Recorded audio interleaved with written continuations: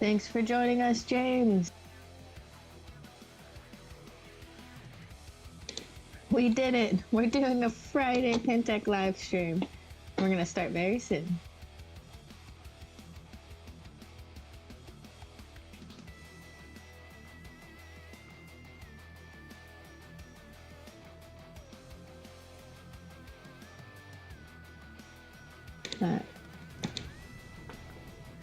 Hello, everybody. Happy Friday. Happy Cinco de Mayo.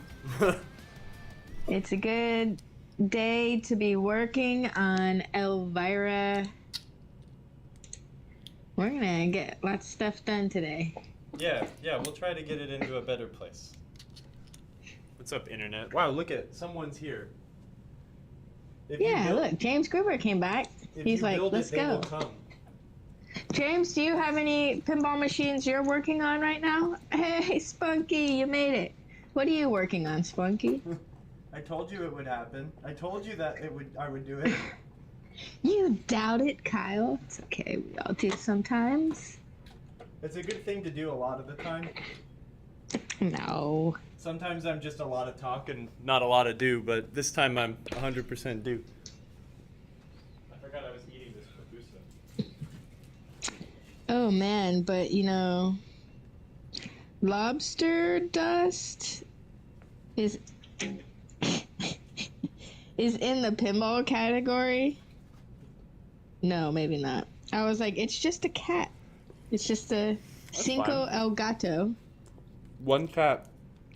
This Flip is also on Twitch right now, which is awesome. If you guys get bored of pinball repair, go watch Loose Flip play NBA Flipper Battle. Oh, nice. Wait, what are they playing?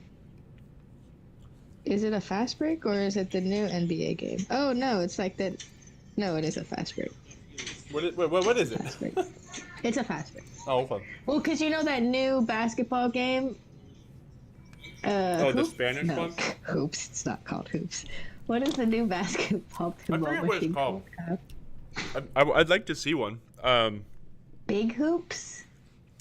You know what game I haven't seen in a long time is a Hello, Stern Mr. J. NBA. Kane and Nintendo Ramy. Thanks for joining us. What's up? I'm eating a pupusa. This is entertaining content. Stream will be fun? Yeah, I hope so. Current game at the bench is Batman Forever. Ooh. And it's a holding pattern while I finish up some wife's projects. Nice. What pinball machine is she working on? Hello, Pin Guy. What's up? What's up, y'all? Man, is the crane in Batman Forever hard to work on? Or does it break down often? No, a different Batman game. Oh, crap. Now I gotta Google it. That one's Dark Knight. Dark Knight and... Oh, right. The Dark Knight's the... Yeah. And Batman 66 have the same crane. Batman 66 brought it back. I'm looking at Batman Forever pics. I burnt myself with my desoldering iron before. Oh, yeah. This game is sick. Super Hoop. I was so close. Delicious. Look at all those wireform ramps on Batman Forever. That's wild. I love me a pupusa. We had some Mexican food at the office today and some Salvadorian food. Dark 966, right? So nice. We had to. I had to enjoy the delicious Mexican and Salvadorian feast before I came over here. For sure. And then I had to pick a bunch of orders because there's no one in the office, so I just started throwing things in bags, and that was entertaining. Ooh, a file cabinet restoration. I love all sorts of furniture restorations. It's so cool. And then after that, Future Spa? Oh my gosh. Are you guys going to sell a Future Spa? I was thinking I need to put a Future Spa in my arcade, maybe. Since we're down by the beach. Future Spa is such a good game. Maybe Kyle will get tired of looking at his beautiful Baywatch and just bring it down to a free play arcade and make absolutely nothing off of it. No, I love my Baywatch. That Baywatch is gonna stick around a while. I don't blame you. It's such a goofy game. I would like to. I'm gonna pull up a web browser just so we can I look at riveted stuff this together if plastic it comes on, up. and this plastic is not sized perfectly, but thankfully it still fits, so that's good. Alright, well there's a plastic. I can put a plastic on. I've got screws for certain things. Things are going okay. I'm just going to work. This is very... Yeah, it worked. So James Gruber said, I had to repair a board on Batman 66. A replacement board was not available anywhere. Oh my gosh. Small surface mount chip needed replaced. Took out the crane and the turntable. Oh, wow. Oh, yeah. Yeah, the motor driver. Did you get it fixed? Those are a pain in the butt. Kyle, camera 2. You want to go close? What's up? Oh, yeah, I have to move this stuff around too. Camera I got you. 2. Oh, yeah. Camera 1, camera 2. Camera 1, camera 2. Come on, camera 2. I gotta make this fun. I'm gonna, I filled up my parts box for my weekend-long service call. Oh, yeah. So I'm gonna start putting stuff back together down here.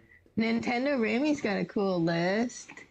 Selling a Paragon, a Lost World, Harlem Globetrotter, Evil Knievel, Matahari. Hey, how much the Paragon's going for these days? Do you think I could get a Paragon and then get Danzig to skin it as a second Dukes of Hazzard? That would probably cost you a lot of money. It would, wouldn't it? But Paragon's it a great game. would be worth it, probably. Paragon is such a cool game. Question for Kyle.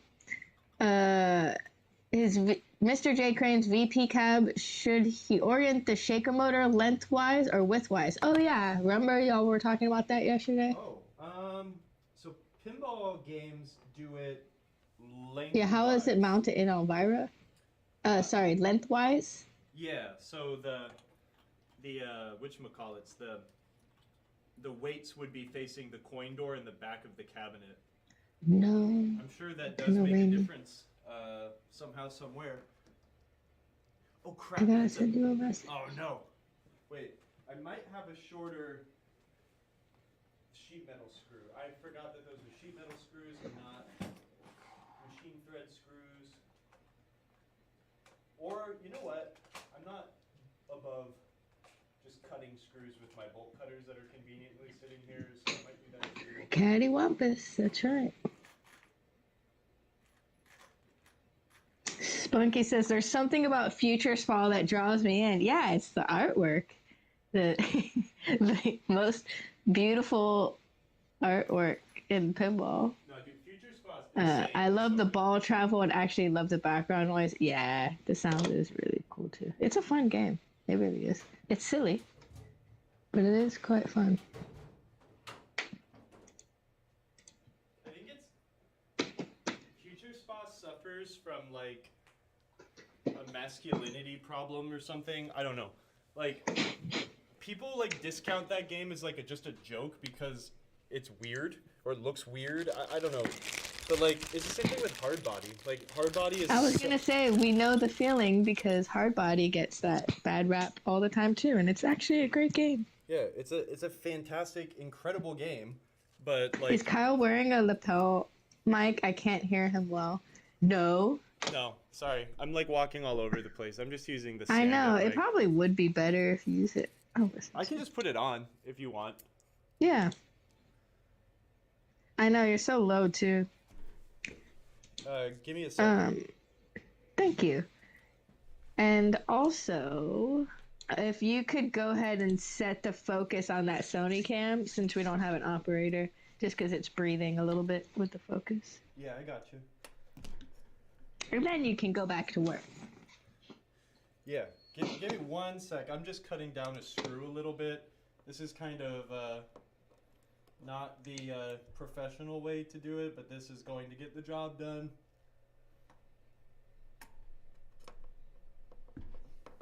Hold on. Actually, this is the professional way to do it because I have a tool.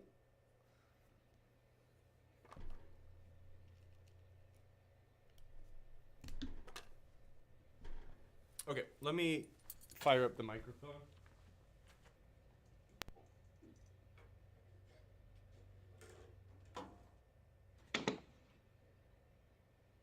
right, do you want to mute the? Do you want to mute the other one? Yes.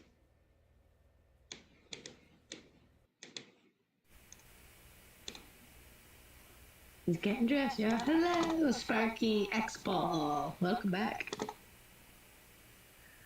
Welcome to the pinball party where we repair stuff. This is like the tamest party.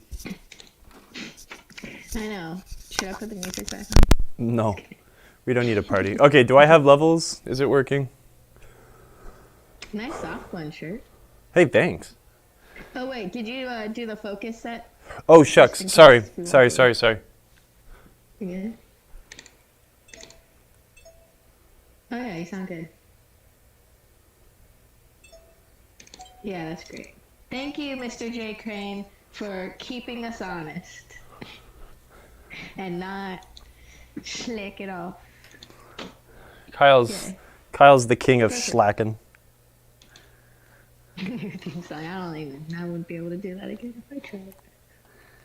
Alright, so I am still shortening this screw because I'm lazy. I thought that a certain screw on this game was a machine thread screw, but it turns out it's a wood screw, and I have one that's just like a teeny bit too long. So I am manufacturing my own length of screw, which is I think that was just me monitoring. goofy. Split second. I'm gonna switch come my dots. There we go.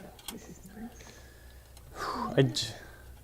I just filled up my parts box today with a bunch of stuff for my weekend-long service call that I'm looking forward to. My friend in Savannah just passed the inspection for his store in the mall to open up, so that's going to be cool as heck. Thank you for the His Game Club Central. We really appreciate it. Yeah, that's Thank you. Kyle's working on an Elvira today. Round 2. Well, round... Yeah. Good question. I should actually organize those into the YouTube playlist well. Let's see how many episodes of Elvira we've done. Oh, sorry, I turned myself down for a second because of the echo, but I think we're good. We've done just the right amount of episodes of Elvira. Now it's just up to us to finish it. Thursday, Kyle, we're doing this properly. Friday, Kyle, we're getting this done. There. Yes. Oh, what's up, John Dozier? I have a Marco tool belt pouch I need to bring you next time. I will bring it up to 1984 for you. Because you won it at the first Foo Fighters stream. And we're actually planning to do our next Foo Fighters stream with the premium and with Jack Danger very soon. Most likely this month at some point. He is very, very busy. But he is going to settle down for a little bit and hang out with us for a few hours and show us all the kind of behind the scenes of the Foo Fighters, the mechs, and, you know, his inspiration behind the playfield layout and all that cool stuff. When we did the pro special for Foo Fighters, we had Tanyo Kleiss on there, which he's a senior software engineer, and he dove super deep into the lore behind the Foo Fighters theme and the Overlord alien and how he started turning people into the reformatted. The reformatted. And, you know, he was trying, and then the Foo Fighters had to battle him. Well, that's cool and all, but honestly, the lore behind Tanyo was just as much or even more interesting. Yeah, we learned a lot about the history of Tanyo and his career getting to Stern, which was very super interesting. The only thing we didn't get to not the only thing, but one thing we didn't get to talk to Tanya about was that he races drones. And I love that. And I one day will freaking race drones with him. Yeah, Tanya's the coolest dude. I never can do it. One day. Got my bag of chemicals here from my overflow box. Daniel!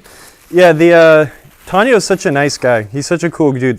Honestly, that's probably my favorite episode of PinTech Live we've ever done. I think the other ones that I've really loved, I mean, I like all of them, but that one and the one where we got, I think it was the Insider Connected one with George. I was going to say the George Gomez streams were fantastic. Yeah, it's always great to sit down and talk with George. I really liked the one we got to do recently with George and MXV when we got the James Bond Premium. That one was really fun. Yes, absolutely. It would be really fun to actually sit down and talk to MXV about who MXV is, because he's a fun person to talk to as well. But I wish that there was a million people I could interview at Stern Pinball, but so many of them are too busy. I'd like to get my friend Mark Guidarelli on the show. And actually, you know what? I should propose that to him. I don't know if he has any interest in it, but that would be fun. Figgy Dan. Who's Elvira and the Party Monsters is this? Am I just like... I woke up this morning and I was talking in a British accent while doing all my reporting and just talking to myself, and then now I think I just completely messed up my dialect. That's fine. This is one of Kyle's customers, Elvira's. Yep. That graciously allowed us to use it as our guinea pig on the show to show y'all some cool repair tips. See? There was no gracious allowing. With a slight English accent. It was more so like I had this game and I was like, this would probably be good. With the rest of my life. That guy actually just messaged me yesterday and he's like, will this game be done before summer, do you think? And I was like, yes, it's almost done. Do you tell him to watch the show? No. Are you like... Nope, I do not, and nope, I will not. We've done 20 episodes on this thing. I thought it was really yours, Spunky. Oh, yeah. Spunky wishes. I want to see my message sitting atop of you. Hey, you should, if you actually do want it, I will get a price, and you could drive over and grab it. Hey, and it could be on a show episode. Make sure it's a Thursday. We could sit down and eat some ketchup, spicy ketchup and French fries together. This, like I keep saying though, like this game's kind of it's gross and grody, but it's actually like, but it's a nice game. Like I'd rather have like a grody game that plays really well than like a super nice game most of the time. Elvira and the Party Monsters is so great. Figgy Dan has one too. I wonder, I know I should do like a Twitch poll, but we're streaming on everywhere. What's everyone's favorite Elvira? Yeah, that's a good question. Is it possible to choose? Because I don't want to choose because they're all special in their unique ways, but surely you have a favorite. What's yours, Kyle? What's mine? Man, So for those who don't know, the choices are Elvira and the Party Monsters, Scared Stiff, and then Elvira's House of Horrors. Like, honestly, it's probably Scared Stiff because that game is like choreography-wise, like just perfect. It's a great game, but like I do like this game a lot for the humor and just it's got a good feeling to it. These games of this era, like Daniel said yesterday, it's like this is his favorite, or one of his favorite System 11, and it's got a lot going for it. I think I like Scared Stiff the most because it is just more of a game. That being said, I haven't spent a ton of time playing House of Horrors, but that is absolutely like probably the best game out of all of them, just because there's so much. It's a wonderful game. I really like I really like the last update they did on House of Horrors with where they kind of like make like a fake movie trailer at the end based on things that you did. The fun thing about all of these games is that they all have a very they all feel very cohesive. You know, like the same group of people worked on all of these games essentially. Dennis Nordman and Greg Freres and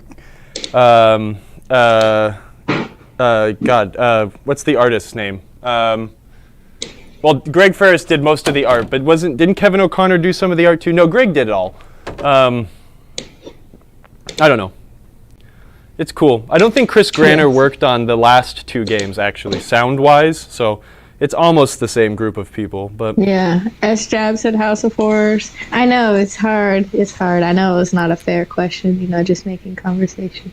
They're all so good. I'm going to see if I can get these They look great all lined up together, too. When Elvira House of Horrors was launched, we did that big room at the old Pinball Expo venue in Wheeling, and we had our own ballroom, and Cassandra Peterson came out, and we had, thanks to the local collectors, one of them being Phoebe, brought, maybe both of them were Phoebe's games, but a huge collector up in the Northeast brought one of each, and it was really cool doing like the photo ops and stuff with Cassandra Peterson, Mistress of the Dark, standing next to her legacy, basically, her pinball legacy, and she was like totally cool and totally about all of the experience. Yeah, absolutely.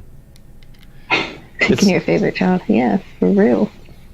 Hey, Emoto, you just got a lot quieter on my end. On your end? Yeah. I don't know why I didn't mess with your audio. Did you back away from your mic at all, or just curious? No. Does that help you? Hello, and welcome to Movie Phone. Yes, I can choose a movie. I can hear you a lot better. Make a selection now. Die Hard at 7:20 p.m. Press 1. What year is it? Oh, cool. Thank y'all. Deadflip asked her in his video if... Wait, what? I wonder if she has all 3 games in her home. Oh, yeah, she did. And yeah, Deadflip's interview we shot was really cool. I should find that. That's like some archival stuff. 2019. Elvira. Stern. Isn't today Friday? Wasn't expecting to see a stream today. We weren't expecting to have a glitch in the Matrix either. Yeah, why did we decide to do this? It's actually Thursday right now. Yeah. Yes and no? I think I was just very... I realized I really didn't have much to do today. We didn't get this done. So it was just... Oh, yeah. Man, I forget all the things we did. We did an Elvira House of Horrors Stern Heads Up Pinball Invitational. That was super fun. How'd you forget about that? Dude, we do so much. I don't know. Okay, I found the... Here's the cool interview with Deadflip's interview with Elvira. Oh, wait. Should we just watch it here? Like, while you work on stuff? Yeah, I mean, I'm pretty boring, so it sounds like a really good way to spice this up. Go down memory lane. Yeah, we are too, J2. We are glad to be here. Thank you. Thank you for... I can't believe, like, actually a bunch of... Mr. J. Crane, you're not supposed to... I can't believe he said that. He just wants to get in trouble. No, I talked to the actual boss today, and it's fine. Yeah. Yeah, everyone's wheeling and dealing at Pin Festival, hanging out with all of our cool Northeast pinball community friends. There's so many people up there, Kyle, that we're missing. Bat Out of Hell by Meatloaf isn't there, so I'm not missing anyone. No, I'm just kidding. Jody's there. Ron and Bruce are there. He sends you cookies. How could you forget Yeah, him? And he has a beautiful new booth upgrade, which looked awesome. Yeah, he's been talking to me about that. He says that the line has been wrapped around the door for like 2.5 hours, and I'm just like, man, I am so glad I am not there.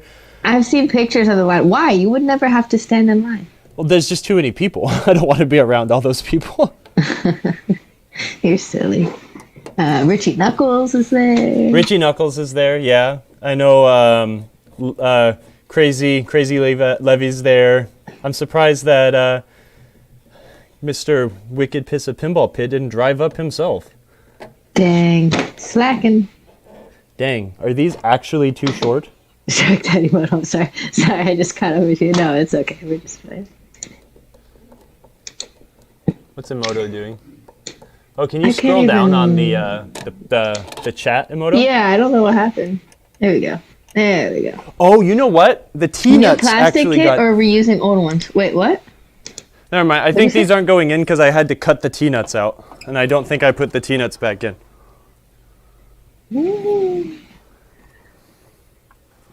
New plastic kit or reusing old ones. A little bit of both, Figgy. Mr. J probing your system.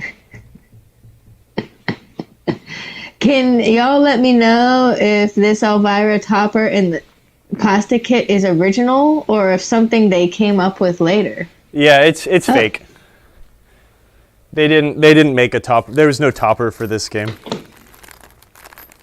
But it's just a fun little thing you can throw on your game or, you know, somewhere.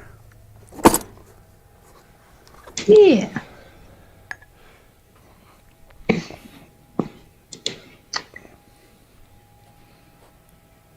Not many games actually had toppers. Yeah, Kyle's a hacker too, so he could hijack your system. What? If you start poking him too much. A hacker? He would never though, because he's a sweetheart. Yeah. I'm too benevolent to do mean things. See? He can't even pretend to do bad things.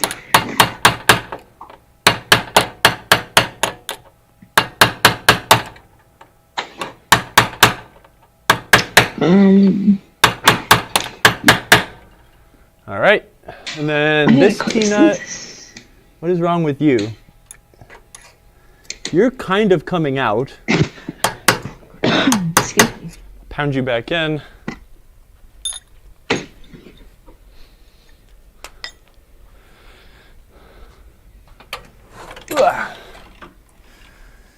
I really need to take this stupid shooter.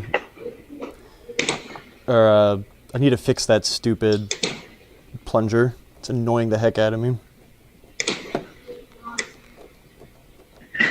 I'm gonna go AFK real quick. Okay, now you guys are just stuck with me while I screw things. Sorry for that sound. Where's that other screw? Is this the long one? What's up, everybody? Yep. Ugh. I always fixing things with a hammer is really useful. Yeah, we're also using new plastics because the old ones are just really gross. There's some old plastics that we need to reuse that CPR does not remake or include with their plastic sets, such as like some of the fly ball protectors, but most of the plastics are new and available. And did I just push the T-nut out because that wasn't aligned perfectly? Let's find out. Oh, I did! Great. One tip I guess I could give, and I didn't follow this, is kind of get everything aligned when you're putting these like really weird stacked whatchamacallits in, like return lane guides. I think I kind of like got everything into position, and then I tightened them down before I kind of test fit where everything went, but it's okay.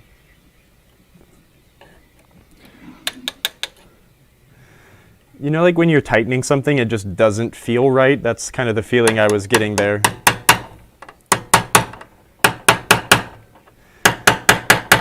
You know, like, I don't know if any of y'all work on cars or anything like that, motorcycles, anything mechanical, but there's that feeling when you're like loosening something that's really tight, and then you're like, man, oh, it's like, it's almost there, and then it like starts to turn, and you're like, oh, yes, nice.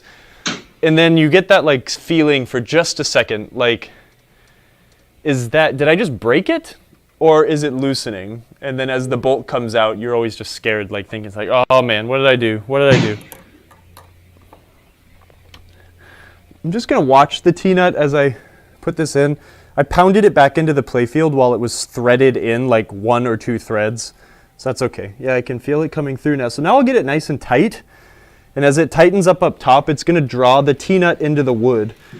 One thing I was considering doing on this game, it's like something that Stern does on their modern games, and Williams did, and actually, you know what? No, Bally did it back in the day. I don't know why Williams stopped doing it at this time, but like, if you ever look at like a T-nut on your game or something like that, there's like a small sheet metal screw that goes like in kind of like on top of a T-nut. So they'll get like a small like 1/2 inch or 1/4 inch sheet metal screw, like a hex head, and drive it in between the little cutouts in the T-nut, and that'll keep it from twisting when they get stuck like this. Yeah, Bally did it back in the day. Stern still does it. Obviously, they stopped doing it at Williams at this time, but sure would have been damn nice now, tell you what. Anyways, we can get that crap back together. Let me get the other return lane. And this is why, well, here's a pro tip. Like if you ever get repro plastics, most of the time they're going to have a protector on both sides, not just one side. So a lot of the times, like, it's kind of funny because it seems so simple, but the customer service will get calls all the time, be like, these new plastics I got suck, they're terrible. It's like, well, why? What's wrong? Well, they're really foggy. I want a refund. Like, okay, well, send us some pictures. And like basically 90% of the time, people forget to peel off one of the protective layers. This one is really opaque. Like, you would have to really be a fool, I guess, to not notice that. But this one also has a big clear section. If we would have left this here, it would look really dark on a game. But a lot of the time, people will just not do this part and then complain about it. And then you have to tell them that they're wrong. But when we peel the plastics, it is very satisfying. Oh. And the reason we the reason we replace these plastics, in some games they look okay, but in some games like this, it's too gross. I would never consider taking the game this far apart and not putting new plastics in it, just to do it like, you know, well, but you can see the difference even with the crazy reflections. You just see how dark, or how like muddy and nasty the old one is.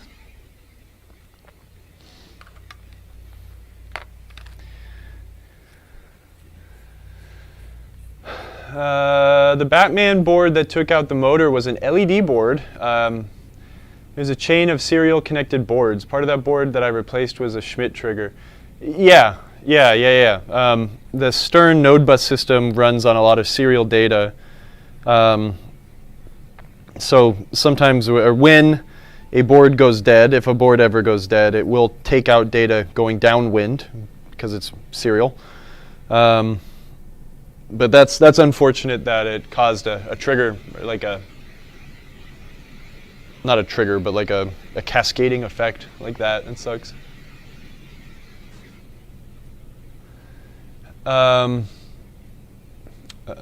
Spider-Man plastic? Yeah, no. Having an issue with Baywatch giving me a 5-ball missing error. Put the game into switch test or the trough test, and take a look-see and see which switches are not working. Unfortunately common. You'll have like one micro switch not working or something, and that will cause it to give you some funny errors. So take a look at that.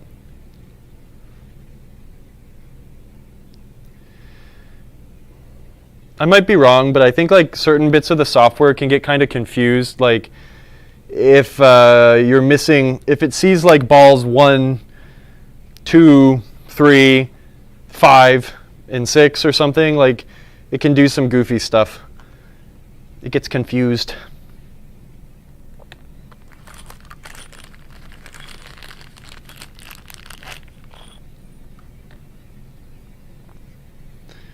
Just kind of getting these spacers done and ready in this plastic so we can put it on. I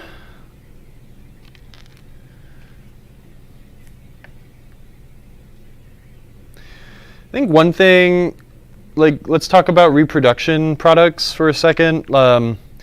Reproduction products are, just in the in the wording itself, right? They're reproductions. They're not always perfect. They can definitely have differences compared to your originals. Plastics included. You might notice some things being just a teeny bit different on your reproduction plastic you're putting in your game versus the one you're taking out. And I think a lot of the time, especially when it comes to cosmetics, it's all about the weighing what is worth it to you. Would you rather have something, it depends, because not everything's created equal either. So CPR does a lot of really great things. CPR makes a lot of really high quality products. A lot of the things, a lot of times CPR may take some liberties in some things that they make, and they are not exactly like the originals. But I guess there are things that I'd rather suffer. I don't mind suffering through, suffering through having something being slightly different while having like a much better cosmetic part, if that makes sense. Plastics are also difficult, it's when you're making things and trying to cut holes very precisely. Maybe the set of plastics that they received as a sample, slightly off. So what may fit exactly perfectly in one game might not fit 100% perfect in another machine. And that's just why I always have to remember the one fact, or the one, I think most of our favorite things about pinball is it's a very DIY thing, right? DIY for non-English speakers, do it yourself. That's everything, a lot of things in pinball is requires you to do things yourself and also modify things, right? This plastic here, was riveted together. The original one, I riveted the old fly ball protector on the new plastic. It doesn't come like that. You have to do it yourself. One thing you could do with this plastic, though, is if you don't have riveting tools, is I could have used screws here. Very simply, could have used a 1/4 inch or 5/16 of an inch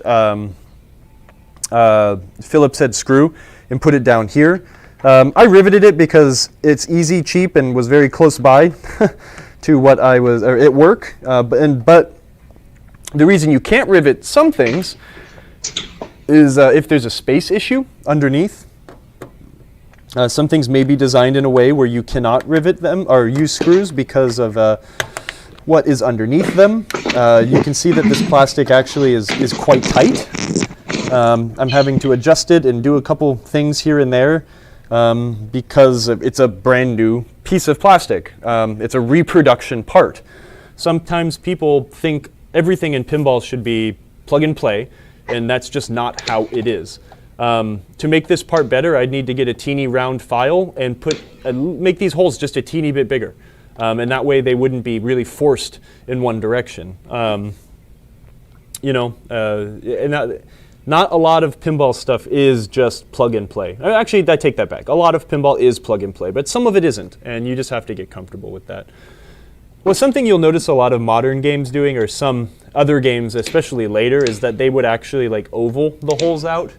So they had, a millimeter or two of movement up and down.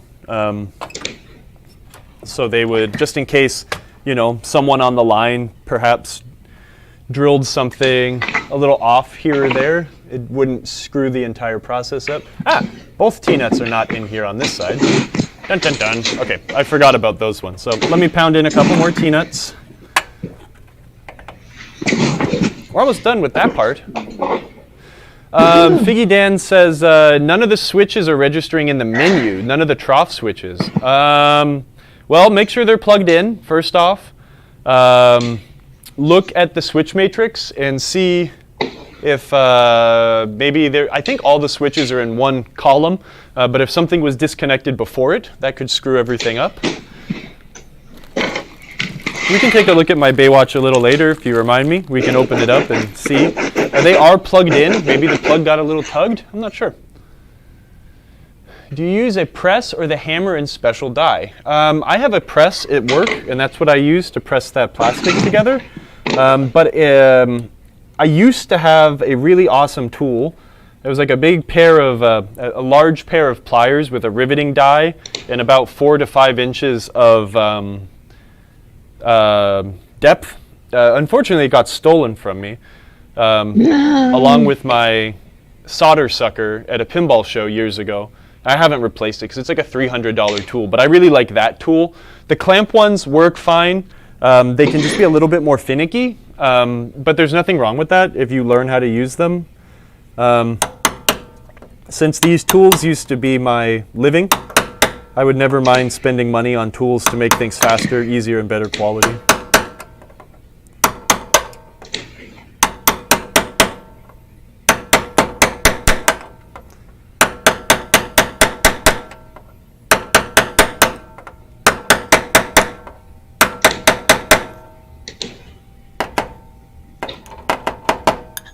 All right, one more. Man, we've done so many T-nuts on this show. Can you tilt the camera up What's up, we Emoto? can watch?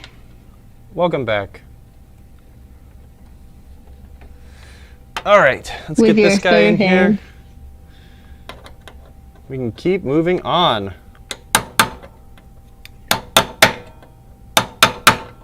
You didn't hear me. The suspense. Look at that. You can see, sort of. I know. How you loud didn't and hear me 'cause awful he's is that when banging. I'm like hammering a T-nut in? I was asking you to tilt the camera up so we could see. Whoop. Everyone's like, yes, please. You just tilted it down.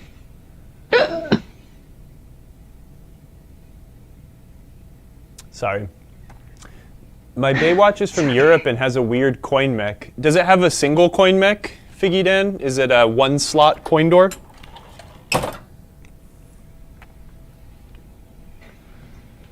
Yeah, that's a. Yeah, so that it's a one's from. single Generally, those are from Great Britain. They're really neat. The single unit coin mech is what they would call like a learning coin mech. You could program it. So you could put it into like program mode and assign like how many pulses the coin mech or the switch should give.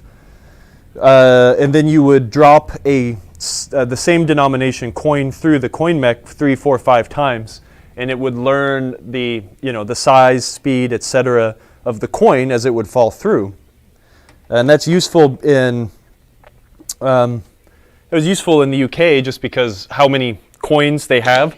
Right, so like in Canadian games might have like a standard 2. They generally have a 2-slot door, so they use quarters a lot of the time. But like in Europe, some games now they'll have like €1 coin slots, or 50-cent coin slots, or 25-cent. I don't know how they do it most places, but most of the games I have played in Europe, had the 3 entries. You know, especially the 90s games, like the German ones would have like a 10 Pfennig, 20 Pfennig, or 25. You know, now a lot of the games, like I said, they're like actually accepting single euro coin. So it's kind of cool.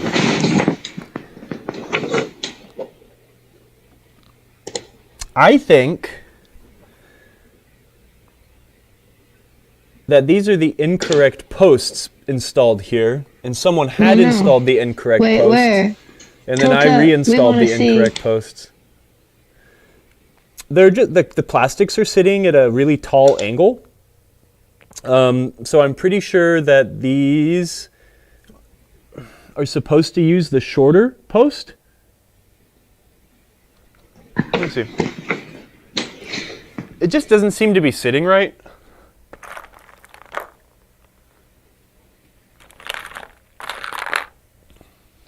I don't know if I have enough posts. No.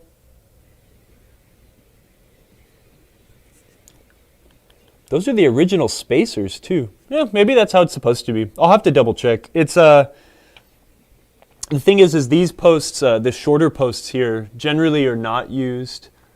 The plastics fit weird on yours as well. Okay. Yeah, because generally you'll use the tall posts around the slingshots, and that gives them enough room to actuate. Where if you put the standard size post in here, like a 1 1/8 post, I mean that's basically the size of the slingshot, so it could be rubbing up against it all the time. So that just might be the way it is. So I'll take a look. Oh, Figgy Dan's is for a French game. Takes francs. That's cool. I like Euro games. For a long time in my pinball career, a lot of time we spent reconverting games that were shipped back from Europe. For like 15 years, you know, we just get big containers of games shipped from Europe, a lot of them games from Italy and Spain, but they get shipped over, and you know, you do the conversion bits, fix all the hacks, and then you know, redo the transformers, the wiring and stuff like that. It's pretty fun. Ah, yes, okay, I brought some angle brackets so we can sit and fiddle with some screws here. I need to keep cleaning my bench. Let me put these chemicals, etc. away.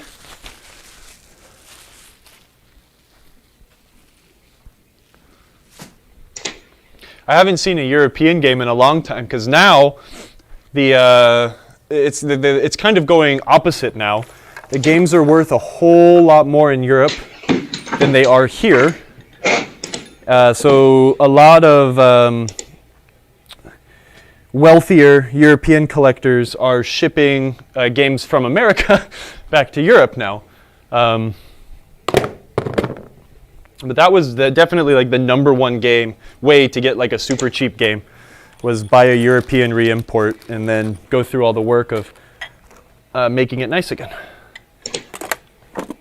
Just because a lot of those games that came out of some of these like Italian, Spanish distributors, you know, they were ridden hard and put away wet, right? They were very well used, and you know, it was harder to get parts for a lot of these distributors, so things were kludged together. You know, you don't easily find American size hardware, right, in Europe, so you get a lot of weird screw combinations and things being I don't know. Yeah, they were fun. They were definitely challenges, and I can probably say I learned a lot working on those Euro re-imports. Let's see. So here's a plastic that is kind of interesting. So the way Williams did this in 1989 was... Wait, you gotta like pan the camera or something. Oh, switch cameras for me.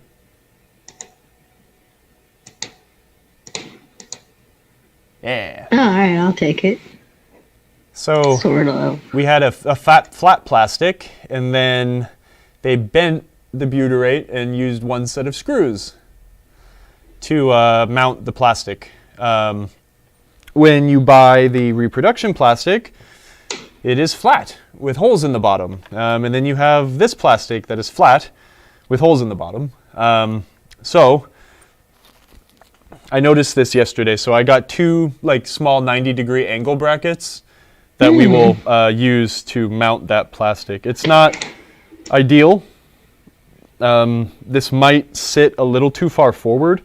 So we'll see if we can get it to angle correctly, but got to make sure Elvira's party punch Nice. is there and functioning.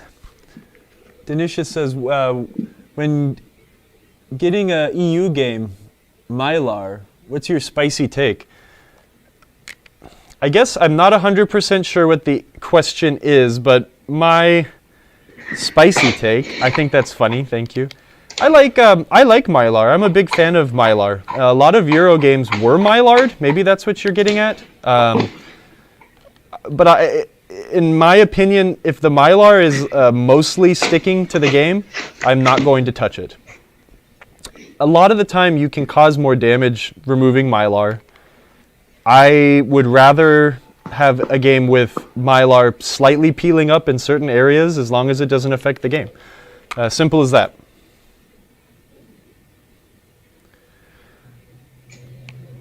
I might turn this into art somehow. Actually, you know what? I'm just going to put this back together. I'll just use new screws. I'm going to keep this together. Actually, well, I will not use these again. But I want to clean these plastics. I might turn this whole funny thing into like a desk, a funny little piece of art. I'll use like the original Boogeyman, clean it up, and kind of put it together somehow to do something silly. So let me find some screws. Maybe I'll use some of these screws, which are kind of rusty and I wouldn't reuse in the game anyways. A lot of these elastic stop nuts I've taken out are going to be disused. I want to use nice, shiny, new elastic stop nuts on top of the game. It just makes it look a lot better. So. James Gruber said, what's your opinion on the holographic Pro flippers by Precision Pinball? Do they perform better, stronger, or are they just an upgrade for the show? For show. They advertise a stronger, lighter, and more accurate flip. I have not played on Precision flippers yet, but they look cool. Yeah, I'm going to reserve giving an opinion because I don't really have a good one to give. I saw them for the first time at the Texas Pinball Festival. Did you get to play it? Yeah. I didn't even get to go over there. They're interesting. Oh, cool. They're handsome. They offer some really good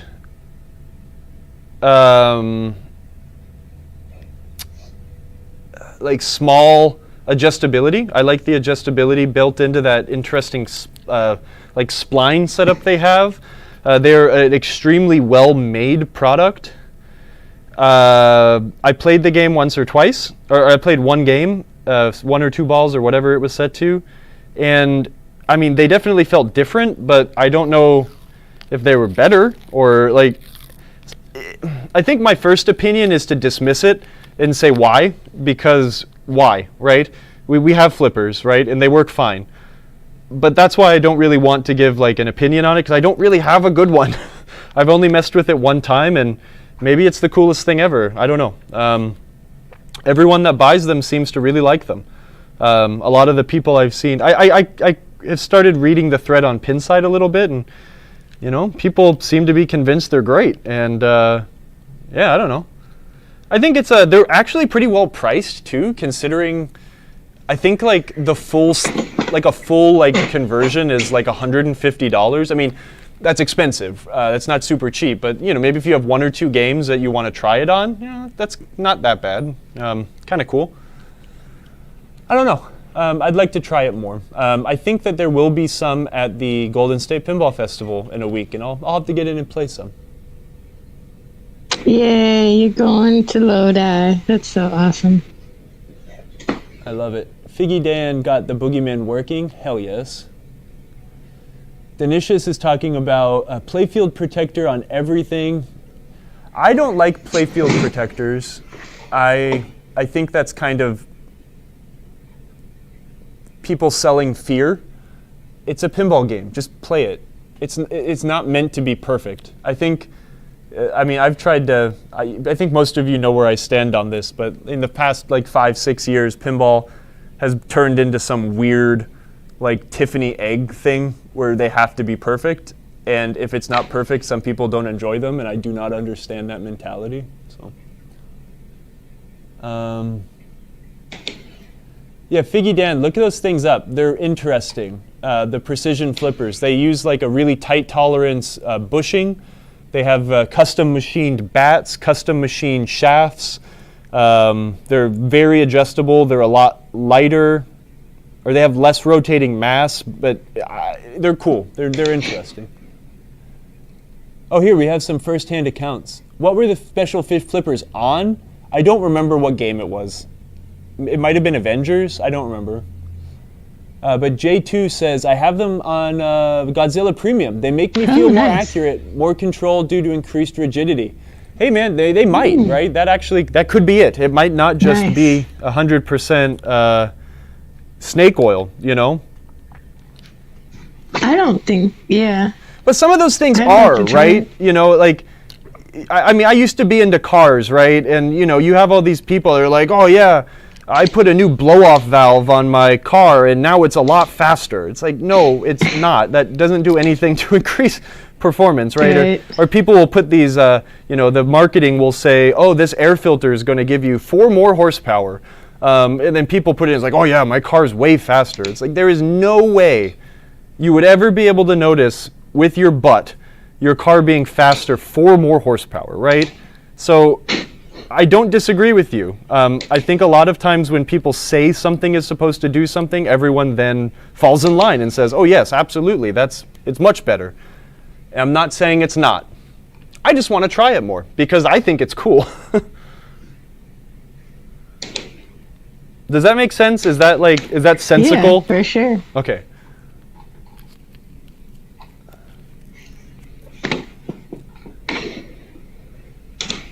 Dude, get a set. We just try a set. Get it for your favorite game. Maybe it's cool. If you don't like it, take them off and sell them, right? It's not like they're any less valuable, I think.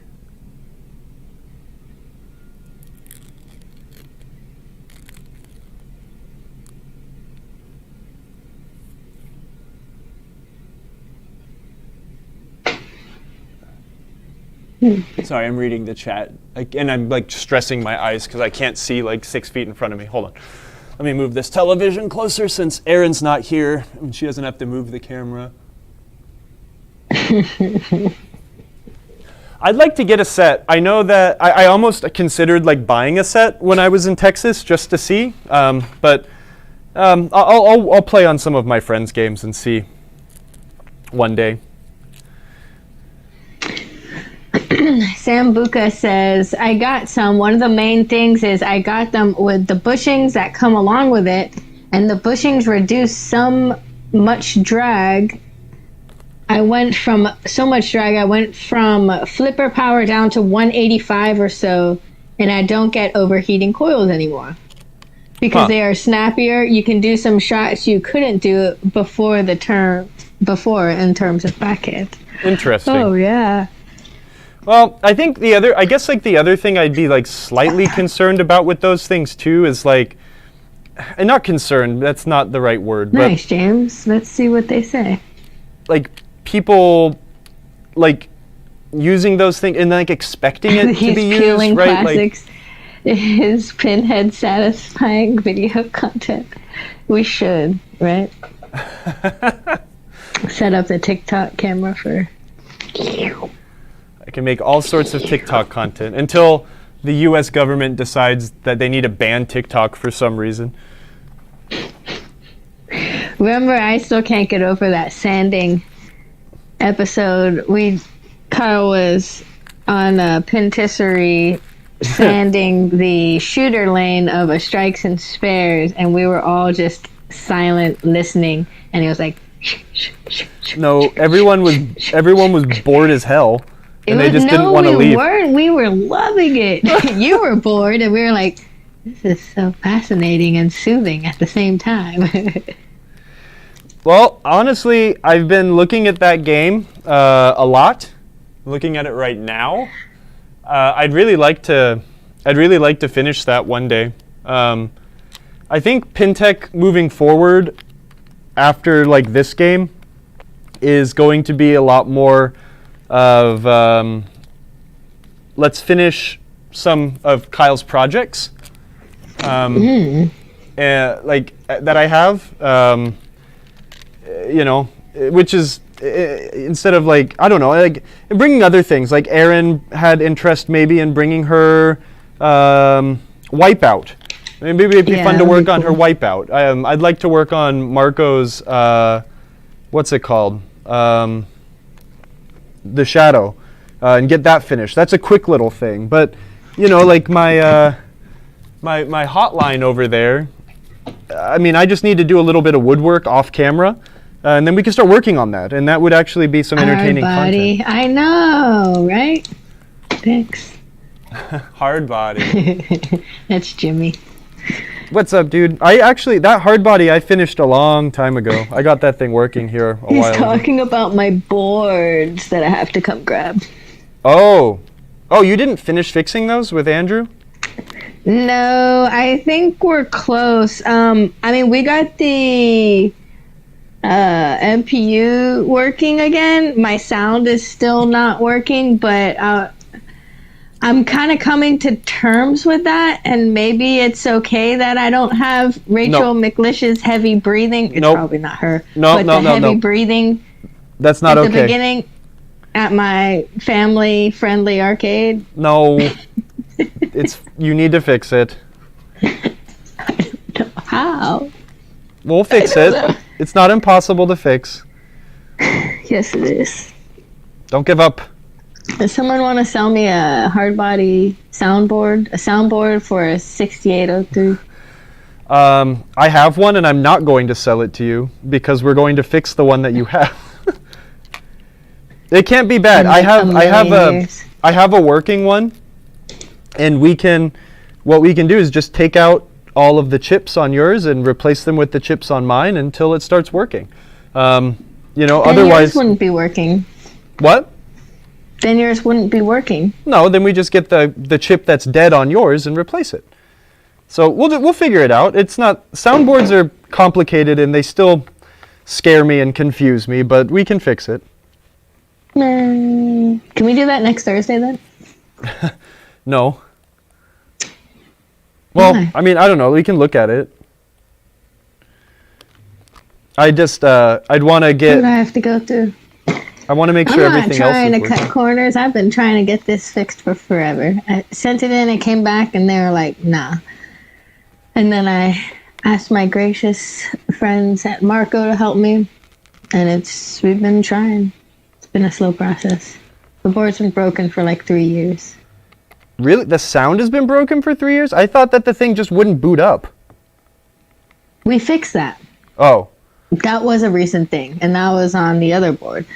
The sound has been messed up for eternity because maybe, I don't know if this is the reason why, but the guys I bought it from in 2016, they had done some mods to it to hook up the sound to their external speaker system for some college party. And then they never really fully put it back together or something. So, I mean, I have the other hard body soundboard as reference, and we're kind of just cross-checking both. But we haven't whittled it down yet. It just takes time. We must help you with that. That is true. These things do take time. But it's not impossible. I have my boards there, Roller Pinball. Kyle just doesn't want to work on them on the show. He says it's not good enough content. It's hard. It's hard. I can't do that kind of stuff. I think you guys have seen me struggle when I need to concentrate, but also try to like talk and explain what's going on. I struggle like turning screwdrivers when I'm trying to tell people what I'm trying to do. But a lot of the time when you're working on soundboards, it's sitting and staring at your oscilloscope and trying to see signals come through, and it's not easy.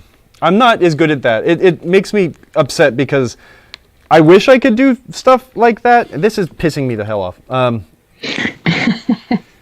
I can't even, I'm really struggling just getting a damn screw through this thing right now. This is kind of, like I said, I'm kludging it together, but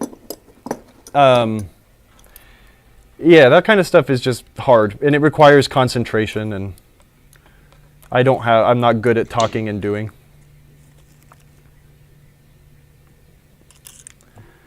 Okay, so if I bend that way just a teeny bit, and then I force that this way, then I put this in here like that, and then force it in. This is hard because the hardware that I'm trying to use is like tall. So I'm like trying to get this nut on this side, which is also in the way of this screw, and it's just annoying. I could probably use a flatter screw, which I actually have a small bag full of, but I'm being stubborn.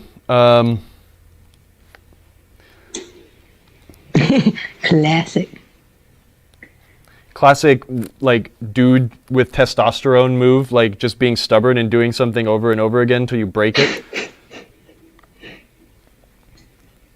Classic like hot rods. Oh, okay.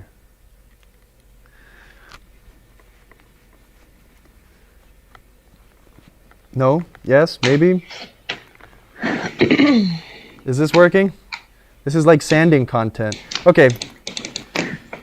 I hate you. You're banned. It's time to use the flatter screw.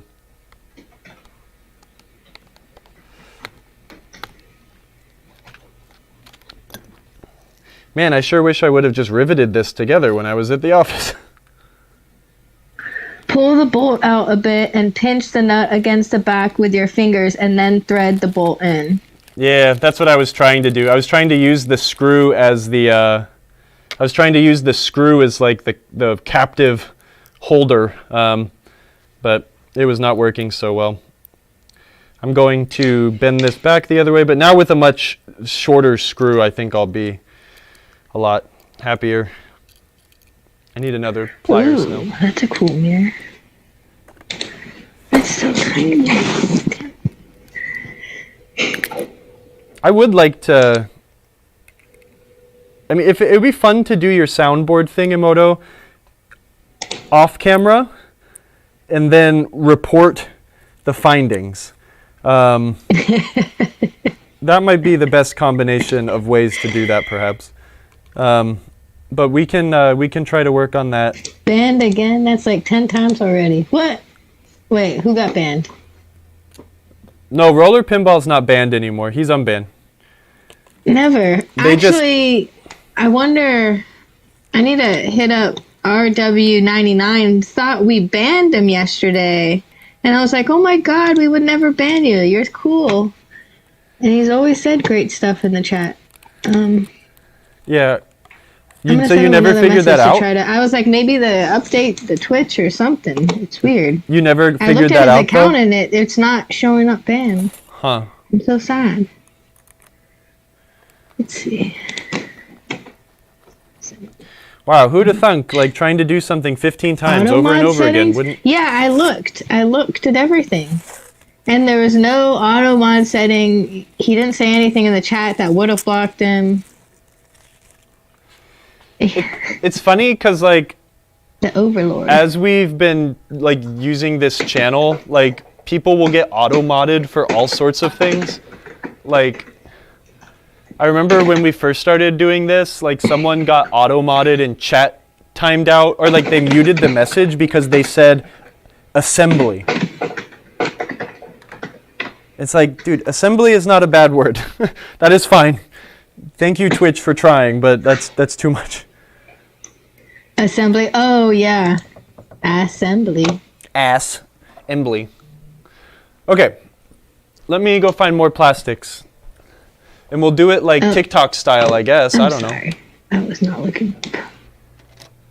Oh, that plastic piece, that stacks together. Okay, we can work on this one, I guess. Yeah, Sambuca, we usually schedule, we stream every Thursday. Oh, can't see my hand. Every Thursday at 3 p.m. Eastern. We are just impromptu streaming today because we had some time to do it. Yep, I got ahead enough on my work where I could actually do this. And because... And thank you, Drager, for relaying the info. We had a crazy influx of like follows yesterday. A lot of the time, it's like, it still blows me away that most of y'all like actually come in and join us like so consistently every week. But like yesterday, we had like, how many people were new followers, Emoto? At least 10. I counted at least. Yeah, and we had like a bunch of like new subscribers too, and which was like really awesome. But the fact that we got so many new follows on the channel was just like, huh. Oh, Sambuca, we're sorry. We'll try to stream as much as possible on other days too when we can. Thursdays just work well for us.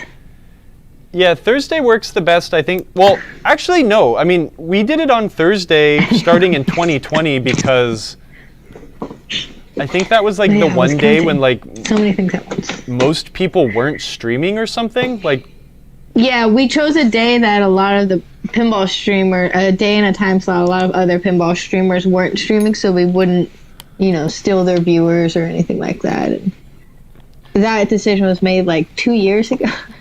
yeah. It's worked out well for us. But. And we've talked about it a few times of like maybe like changing the time slot and stuff, but like to be honest, this isn't prime time kind of content.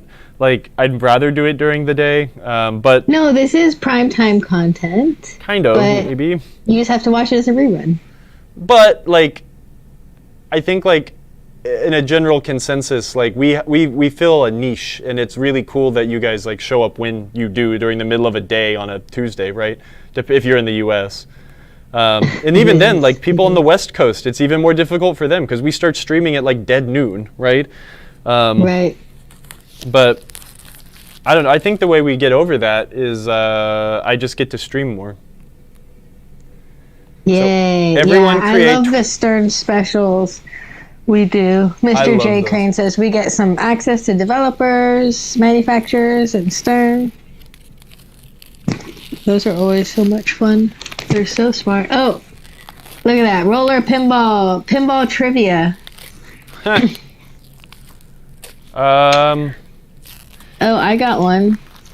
Okay, I was just going to ask Gwen as well, but I want you to take this one. No, you do one. Okay. And someone can redeem. I'll do one. No, this is a pretty easy one. What was George Gomez's first pinball game? That he made? Yeah. I know the answer. I'm not going to say it. I think I know the answer only because it's like his original name is on it. Hey, the first answer was the correct answer. Good job. Corvette. Yeah, it's great. It's like before he shortened his name to just George Gomez, it was like, what is it? Jorge Alvarado, something Gomez. It is a really wonderful. I should go walk over there and look. It's like long Spanish name. Maybe the internet has it. It's so endearing. I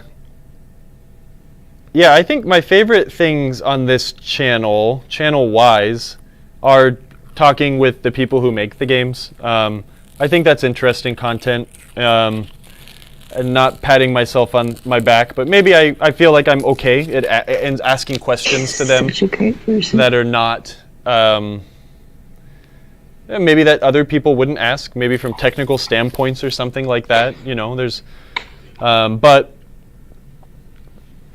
yeah, those are my favorite. I'd like to get more of those done soon.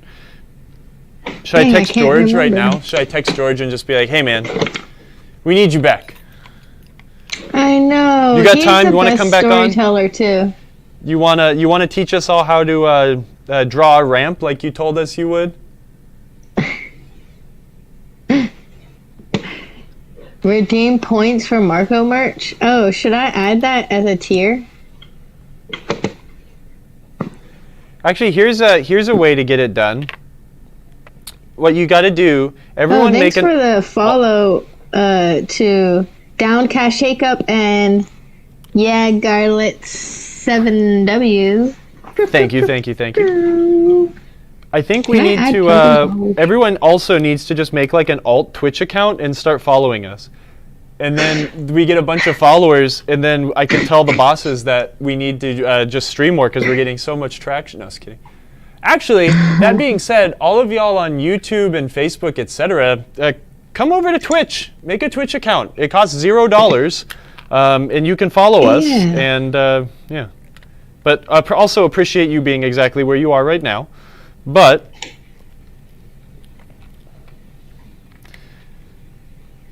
okay, I'm transferring. Normally, I'd replace these things because they cost like 30 cents.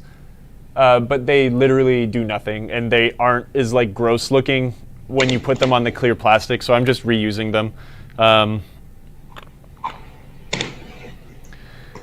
I can ask George if he wants to do another one, but we already have like a Jack Danger stream coming up, and I'm going to be gone for a week. So be less special. No, that's not true. What is not true?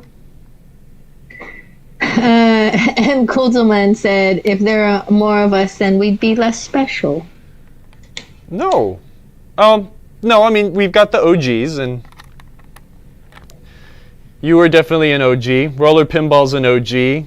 I'm going to forget a lot of you, but Colin Baxter's been here forever. Bad Outta Hell by Meatloaf. We had Obi Drunk Kenobi for a really long time before he started working at Jersey Jack. He was here for almost every stream. There's a lot of people, and I know a lot more of you are probably sitting here right now. There's a lot of people that don't even chime in these chats. It blows me away. I get a lot of emails from people that say, it's like, I've seen every single one of your shows, and thank you for doing it, right? But they've never been here live, or they only watch it on YouTube, right? I feel you on So, that. you guys rule, so thank you. I hate these spacers. Sometimes you have to cut these dang things, and that's okay. Ah, there it goes.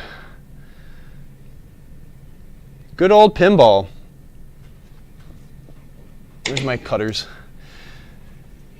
Yeah, what I'm doing right now, other than asking for voter fraud and for you guys I can to toggle emote only chat. Yeah. So only people can chat using emotes. I couldn't imagine like actually being like a crazy Twitch lord, like you know. I know those it's so much work. I really want to do it if I didn't have a bajillion other things I want to do too. No, see, I wouldn't want to do it. Like, they're just those channels can get so insane, right? Like when you have like 25,000 people in one chat room. And like putting it on like subscriber only or follower only chat or something, and the messages still just like fly by like insanely fast. That's just insane to me. Yay! I know, what a dream story, Roller Pinball. That's why Roller Pinball gives you so much crap, because I know Roller Pinball's actually an OG. That's one name that I'll never forget. started with roller games and was able to successfully rebuild their upper flipper thanks to Kyle. I'm so super thankful. Thank you. And with that, we'll troll Kyle forever. Thank you. Please and do. We all appreciate that too, because it's a lot of fun. Yeah, I remember Family Games. I forget. I won't dox these people, but I know I've met him a few times. He lives in Texas. He's been here since that guy used to watch us a lot. Small Town Pinball. Do you remember that guy? He used to stream a lot during the pandemic because he was a teacher. And was teaching online, but would also stream pinball and stuff like that. That was a long time ago. I can barely remember anything, but I can remember a lot of these screen names. So that you guys are very important. Did I do it? Sorry, like I'm so awkward when you guys meet me in person sometimes, but please always remind me also of your Twitch names because and I'm also just so bad with faces.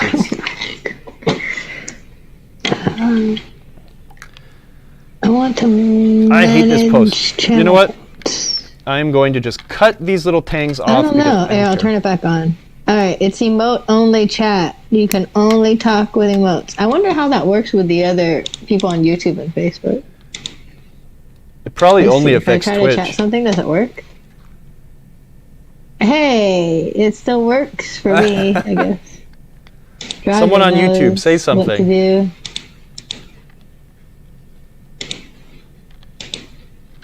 Ooh, look at that. What is that?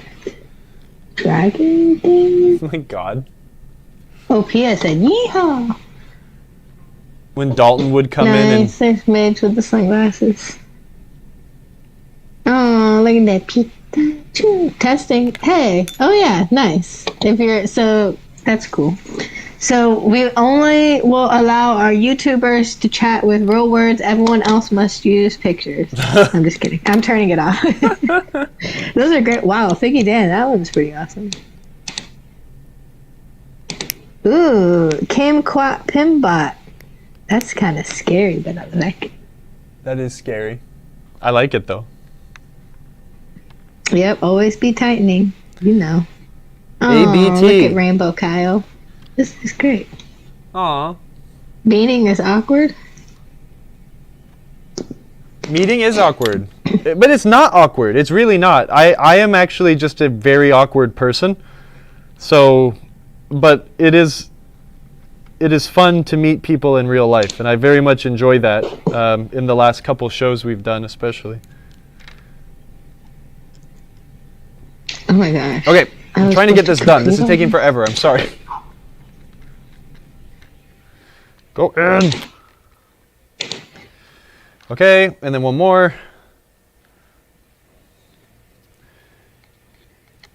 I guess, I would be, in times when I have met people that I look up to or I would call like semi-famous, right? Or not that I am, but the people that are recognizable, like semi-public facing people. They are just as awkward in real life, I think, as they seem maybe cool and collected on the other side. It's a very weird phenomenon. I think about that sometimes, especially with social media and stuff, where you can kind of not know someone, right? In actual real life, but you can also know everything about them if they choose to participate in social media in that method. So it kind of brings up this weird thing where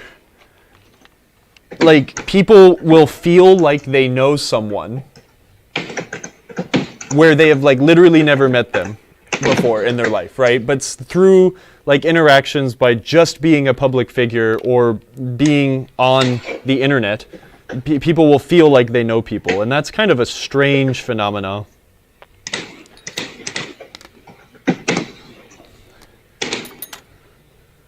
If you go on my social media, you can see the things I've done in the last week and feel like you were along with me. I don't know. Influencers are weird. I hate that word. It's a bizarre time we live in, I tell you what. Just like Danicious is going to be my TikTok manager, and we're going to make plastic peeling videos. And I'm going to get famous, and we'll ride off on our yachts. We'll take a nice boat trip over to Helsinki and drink the whole way on our Baltic cruise, making TikToks of us peeling plastics. Okay. Ta-da! All that work just to do this one dumb thing. Nice. And we need to put some rubbers on this. I don't remember exactly the combination or where the rubber went, but the rubbers will go on top to prevent balls from wedging themselves on the plastics. So, let me go stick this on the game and then read that really long chat message that just came through. Oh, I missed one post. There is a post that needs to go there using this. Wait, is it a wood post? Yes, it is a wood post. I don't think I have any wood studs left here. There might be one in the cash box. Kyle is always holding screwdrivers and changing bulbs, even when the stream is offline. He goes to sleep, changing bulbs, holding the screwdriver. You could have said something. OnlyFans. Oh, God. Sambuca said, question, Bally Early Solid State. Paragon. Best I game. want to repaint the cabinet, and when removing the side armor, some of the twist nails broke right below the head, and the remainder of those twist nails is still sticking in the side. But 1 millimeter below the surface, so I cannot grip them. I have to get them out because otherwise I can't put the armor back on. How do I go about that? Man, honestly, I don't have a good answer for you.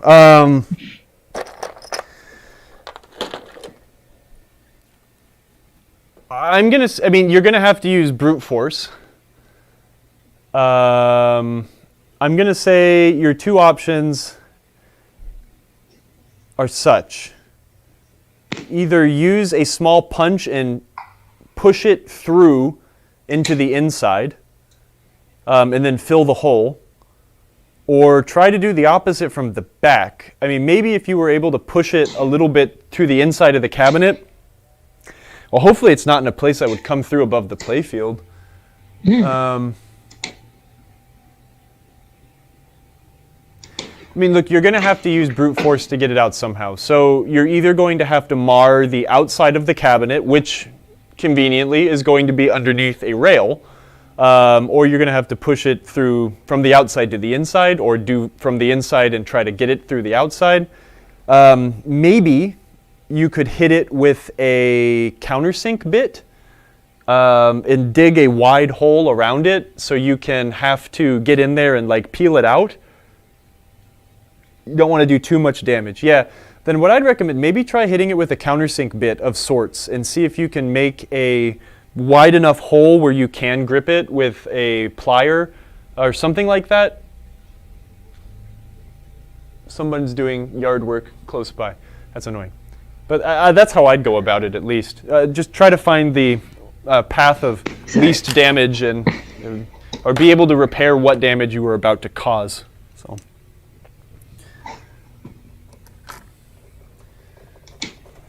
I don't like doing cosmetic work that much. It's not my favorite thing to do. When it comes to maybe repainting a cabinet or something like that. Honestly, I've only done it once or twice. I'm going to have to do it again soon because I will be doing a new cabinet stencil and everything to my Dolly Parton. Sorry, I just got a text message from the guy I'm working for tomorrow, so give me a sec.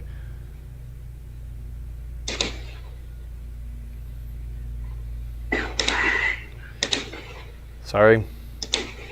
It's okay. In 2 minutes, someone redeemed trivia. They want me to do a trivia in 2 minutes? No, I do. Oh, we're live on Twitch right now. Oh. Did you know that? My phone's telling me that right now. Are we? Now I've got updates from Ukraine. I don't want to read those right now. Okay. All right. Make my phone leave me alone. And my wife wants to play DRG tonight, so we might do that. I'm going to go grab another beverage, and then I'll think of a trivia. No, I have the trivia. Save. Almost have the trivia. Save.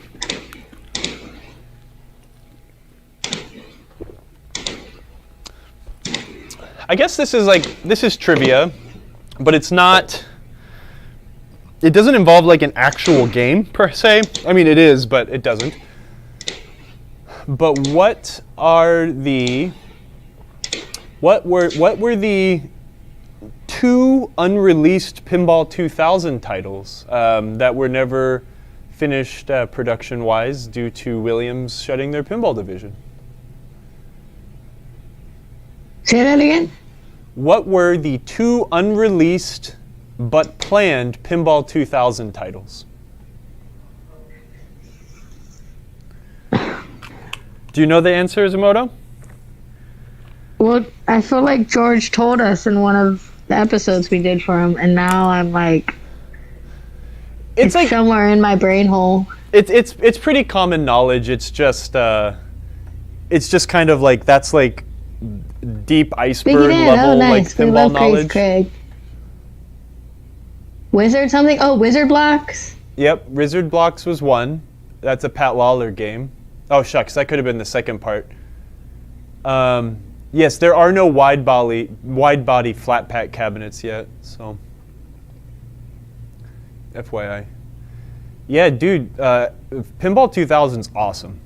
It's never gotten the limelight it really deserves, to be honest, so in my opinion. Wizard Blocks, and there's one more. Hold on, I know this. It's something like super pop trivia. I mean, like pop culture at the time.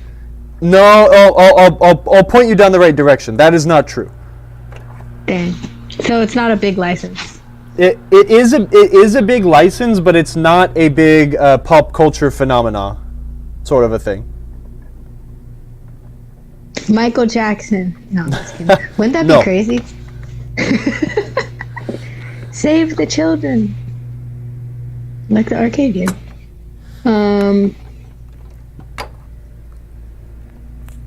Does anything go on top of the drop target plastic? There's an extra hole. Ooh. We can look. I don't think there is. I just want to know. Here, let's give the...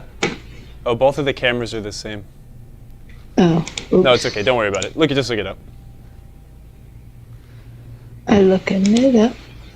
Is it a movie? It is not a movie.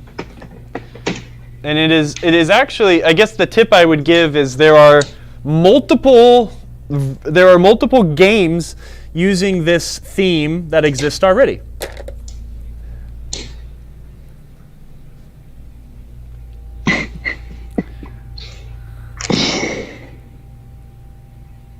God, I feel like I should know this so bad. Does anyone in the chat know?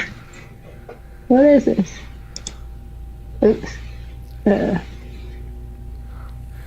The chat does not know. Oh no, what did I just do? It is not Elvira. Elvira? That would have been so cool.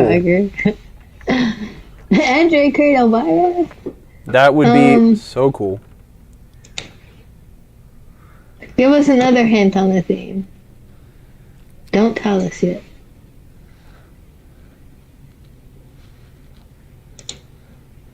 Yeah, Pinball 2000 Elvira would be insane. Oh yeah, there is a... Yeah, okay, I knew it. There's a... Organ guy. How does that attach, though? Okay, I'll figure it out. Are you doing this one back here? That's the one I just did. Oh, you're on a different one. Yeah, that's the one where I was kind of struggling with the tall screw. Oh, the ramp plastic? Is that what you have?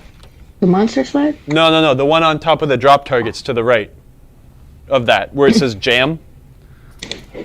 Oh, the gravestone drop target? It's the dude playing the organ. I have that plastic over here. I just don't know how to attach it. Wow,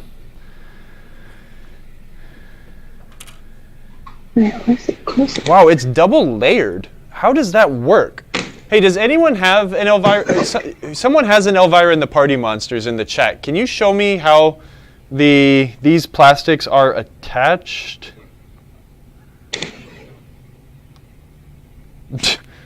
Roller pinball with the puns. It attaches by his organ. These plastics here, they look like they all, I mean, they definitely all stack together, but they're on top of Jam Lights Lock. So,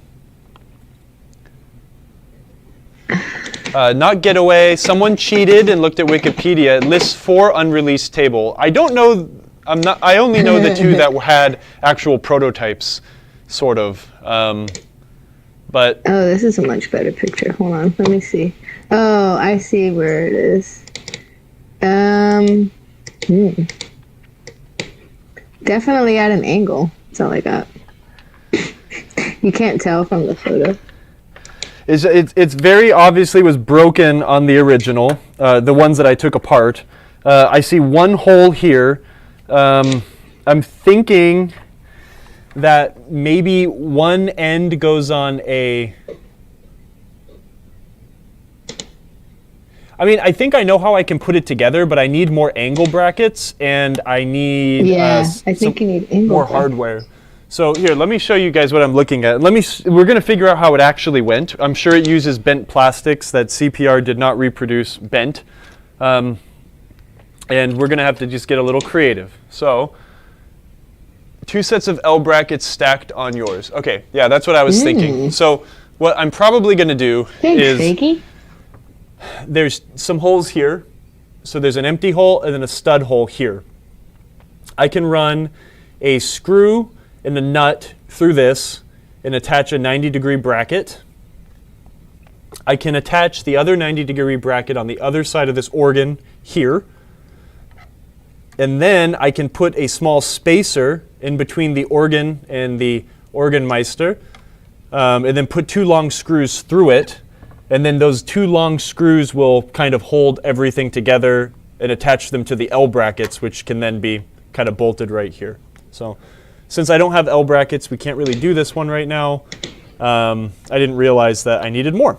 So honestly, I should have those in my parts box, but I don't. So we'll put this one aside for now, and I will keep stacking the plastics I can. Stacky. And then we got to get the ramps. I didn't buy the ramps today. I will buy them when I get back. But did we give up on the trivia question? Thank you for looking, by the way. No, what was the hint? Well, that was the hint I gave you, was that it already exists as something. Oh yeah, what's the second hint? I'm trying to figure out how risque I want to go. Oh. I could just say one simple word that would make me laugh, but it's stupid, so I'm not going to do it. But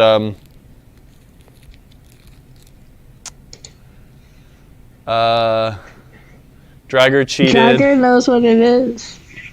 Figgy Dan cheated. I forgot what to look up. What the Pinball 2000 theme was that never came out. 2 of them. So one was Wizard Blocks, and then the other one was... The thing is, they actually had prototypes, right? So they actually had physical games that existed, and that's why these ones are kind of not special. But Master. Yeah, we said Wizard Blocks. Yes, Wizard Blocks. Everyone was one. cheated, so that's why they're not even curious. All right, tell me the answer. I don't know what it is. Playboy. Oh yeah. Now it's like the conversation is just. The next hint I was going to give, and I hope that it would make sense, is like there's already a couple of them that exist. It would be kind of like in a series. But the next hint I would have just I just wanted to say boobs. That would not have given enough hints. There's boobs everywhere in pinball. I mean, yes, you're not wrong, but it's Playboy. No, you're supposed to say Hugh. Thinking of the word bunny. Okay, well, bunny. Your brain is in the right place. See, bunny would have been a good one. Okay, or you could have said pink. I'm an idiot. Hold on, maybe that wasn't a good one. Yeah, bunny's a good one. Wow, Nelly. Yeah, well, Nelly's got boobs. Every pinball machine has boobs. Hey, I found Name one pinball machine that doesn't have boobs on them. Vector. Kings of Steel. It does have boobs. Jurassic Park. James Bond. No, James Bond has boobs. Dinosaurs have boobs. James Bond has boobs. Those Vector sci-fi people have boobs. All right. Well, if we're getting that Monopoly, technical, the Monopoly man has boobs. Sparky has boobs under his blue shirt. Yeah, you're right. I can't think of any pinball game that doesn't have Monopoly. Pool Okay. sharks. Sharks got boobs. This is getting weird. That might be a good one. Bull shark? No, they have like fake boobs in bull shark. I don't think actual sharks have boobs because they're not mammals. That is true. That is Grand true. Prix? Oh, hold on. I gotta look. No, there's people. Well, no, there's people in Grand Prix. Bull sharks definitely got boobs. Oh, They got yeah. Cleavaged boobs. My gotta comment fix got this. lost in the boob. Wait. Could you have like an actual real important comment? Could you just use a thick foam tape to attach and space the two vertical plastics? Oh yeah. It might come off over time. Could I? Yes, but tape is not a permanent solution. And Godzilla? pinball needs got- things to be affixed with a Definitely permanent got boobs solution. there. That's also why I don't like I don't like the way a lot of mods are sold for pinball that like rely on just alligator We are clips and stuff like that. Doing work You know. on Elvira. It's like yesterday we never moved from this position. This is our 24-hour stream. I wish. I was actually thinking Figgy about says that. it has two sets of L brackets, two longer and two shorter to give depth. Yeah. I think I'm going to rig it in a way where I'm going to use L brackets, spacers, and longer screws, I got spam. and I'll be able to whip something up. I think. Yeah. Again, that's Doubt Cow fun. Spring break. Yeah, there's no boobs in spring break. You can't see what you did. I think I hear the gardeners outside. Okay, that needs to be a post stud there. I think I remember putting this game back together like exactly the way I took it apart. And the way I took it apart was like extremely wrong.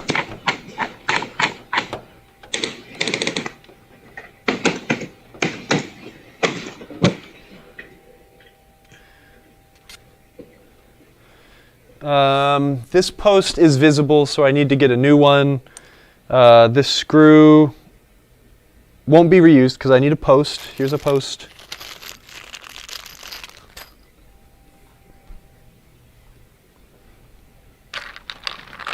Hold on one second. I'm going to go see what A the... 2.0 kit for Elvira? Yeah.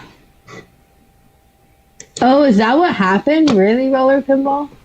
Like the AI is listening to us, and when they saw that we have become degenerates, they decided to spam us?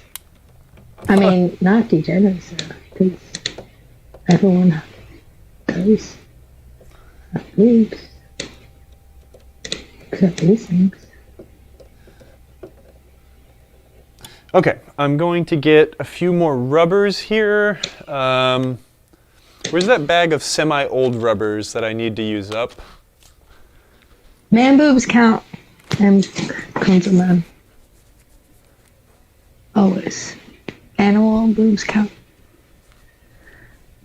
Black Belt Master. Curious. When down to this level, what's your suggestion for cleaning the grime?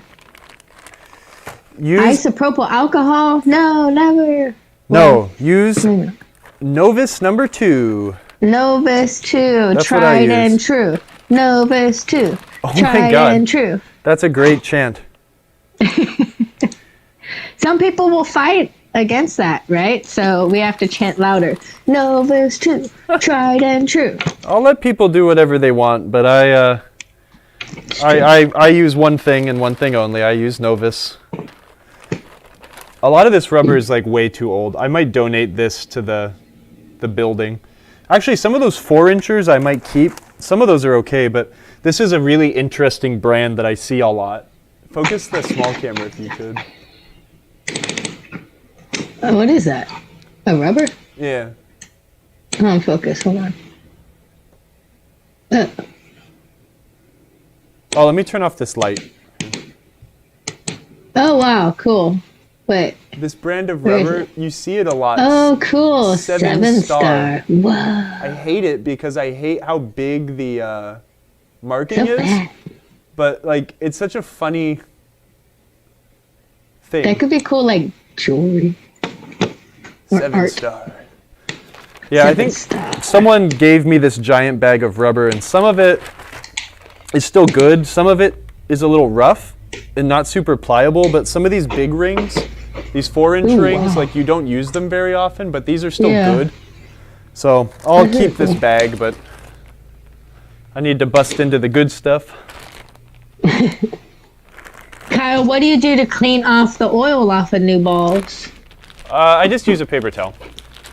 Paper towel. And if it's like really oily, like if Microfiber. you buy like brand new pinballs, like I mean, sometimes using like what how do you speak English? Like a towel, like a cotton towel, you know, like a shop rag sort of a thing. Shop rag. Cotton. Black Bolt says, what makes isopropyl less desirable to use, Kyle? I don't like to use things that are water-based or like kind of water-based. Especially things that are going to like soak in the wood, right? That's the thing you have to consider or like think about when you're using those sorts of products. Novus is just a tried and true thing that I've been using for over 10 years on 2 clean pinball games, and I just really don't see any reason to try or use anything else because it works so well. You're going to see a lot of people on the internet saying, but it's abrasive, so you're going to just sand all your playfield art away, blah, blah, blah, which is just absolute BS. It's a plastic polish. It's not it's not something that's going to destroy your pinball game. What's your hot take on mill wax? Does it soak into the wood? Mill wax is terrible. Throw it away. Do not use it. It is not a cleaner. It is not a wax. It also destroys. It's really good at screwing with plastics. It's really messy. It gets all over the place inside of posts and stuff like that. I prefer to use things that like an all-in-one product generally is worse than the 2 products it's trying to replace. Yes, Novus is water-based, but it's a paste. You can control it. If you're going to dump isopropyl alcohol all over your game, where is that going to go? If you pour a bunch of Novus in a towel and then plop it onto your playfield, Yeah. It's just going to go. it's not going to roll all over the place. The Right. soaking into the wood, that might not be the biggest concern, but like just something that is effective, like naphtha. Naphtha is an alcohol that is also a liquid. I really don't like using naphtha to clean pinball games, but it does a good job of taking up dirt quite quickly. You need to apply it like on a towel, but I'll never do anything other than what I do. I am stubborn. I will just use Novus, and Novus works great. It's not going to take the paint off of your pinball game. That's insane. If you sat there for hours and just did this with Novus in one place, like multiple hours, maybe you would start to damage the surface, but it's not going to damage your game.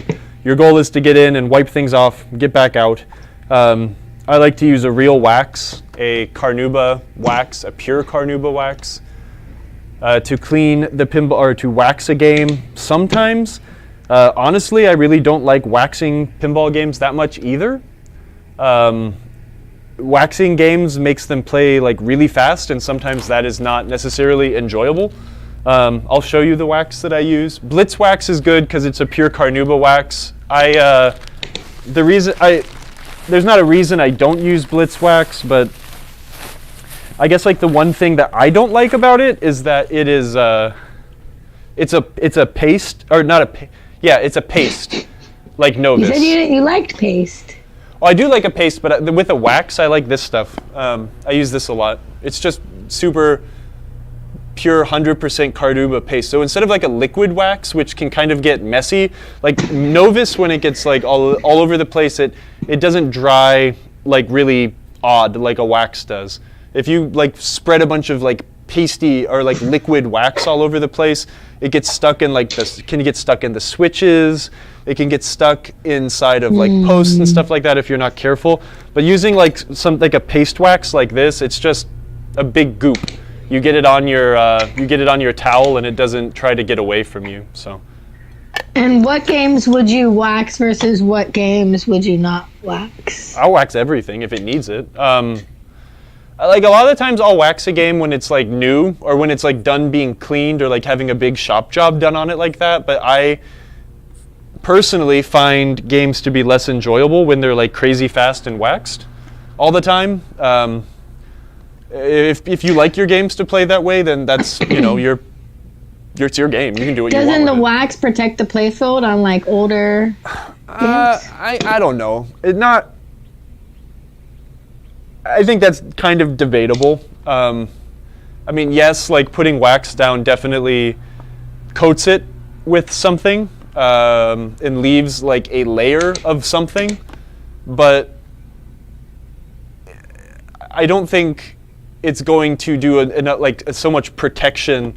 I don't know. We need to do like actual tests on that, I'd say. But you know, like this is good for maybe not Tastes this. good. What?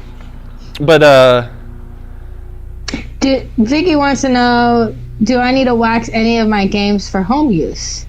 I don't really fully shop out my stuff, just clean with Novus 2 and throw on some new rubbers. Yeah, just wax it once and see if see what it's like. I like to wax things like it's like when I work on like a really old game, you get in there, you clean it, you put new rubbers on it, you tear it down, like you really clean it, right?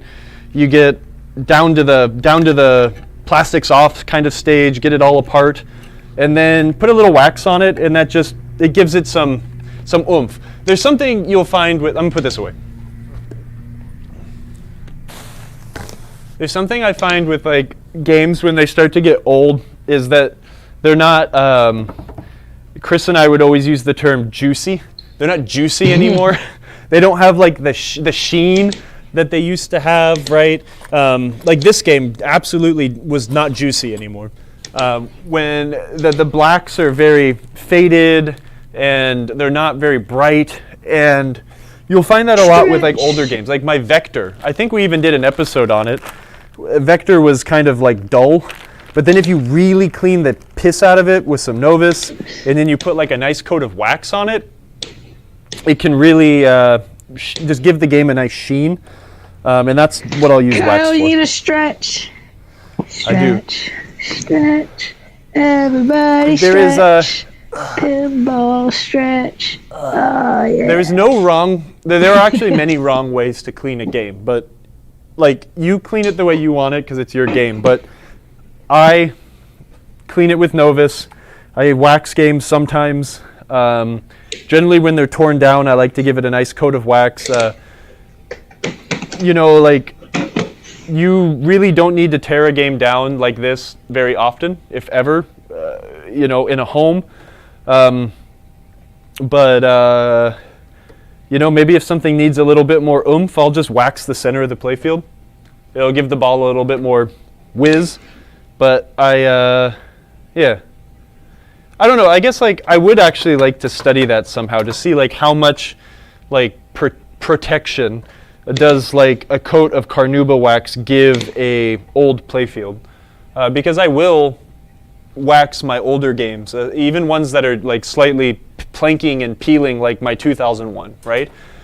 In my head, I think that's how it works. And since I think that's how it works, well, then I'm going to continue doing it. But, I don't know. But what I do know is just clean it the way you like it. And as long as it stays clean, that's fine. Don't use Wildcat. I don't like Millwax. Millwax has Millwax has like a silicone inside of it also. Hey, thanks, mate. Thanks for joining in. Millwax has like a silicone in it also, and that is why it is very, very, very, very difficult for some of these people that restore original playfields and like color correct, paint correct, and then clear coat them. The silicone that like is based inside of that Millwax soaks into the playfield, and then it makes it impossible for you to clear coat the game after that. It messes with the clear coat.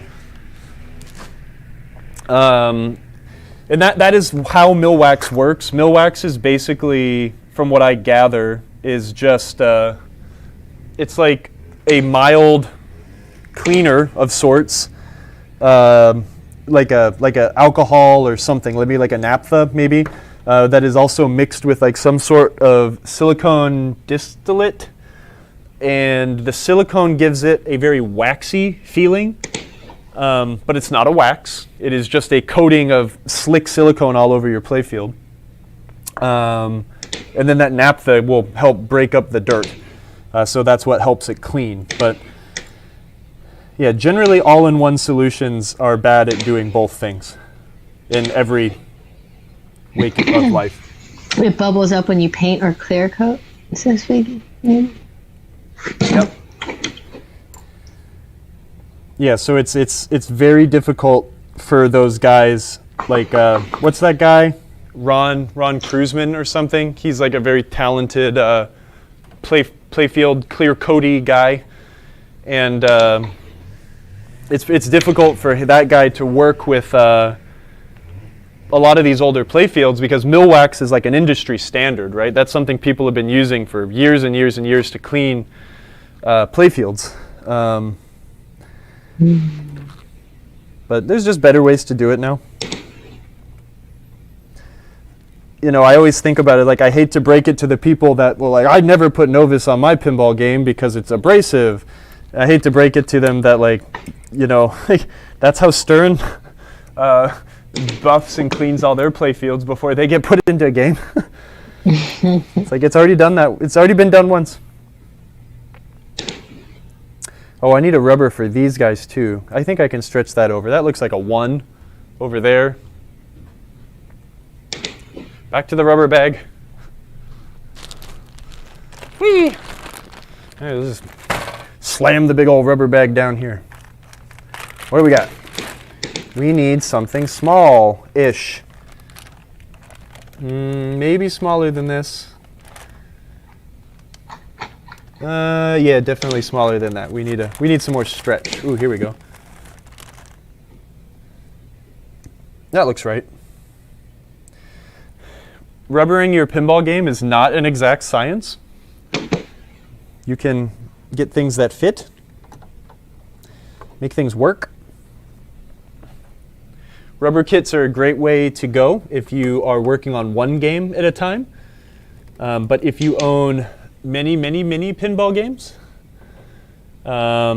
sometimes it is more economical to just purchase rubber in bulk. Damn, that one is really on there. I am not going to press my luck because this does not need to come up. But let me see if I can fit you underneath. There we go. Get out of there, plastic. Who put you on and didn't attach you? There we go.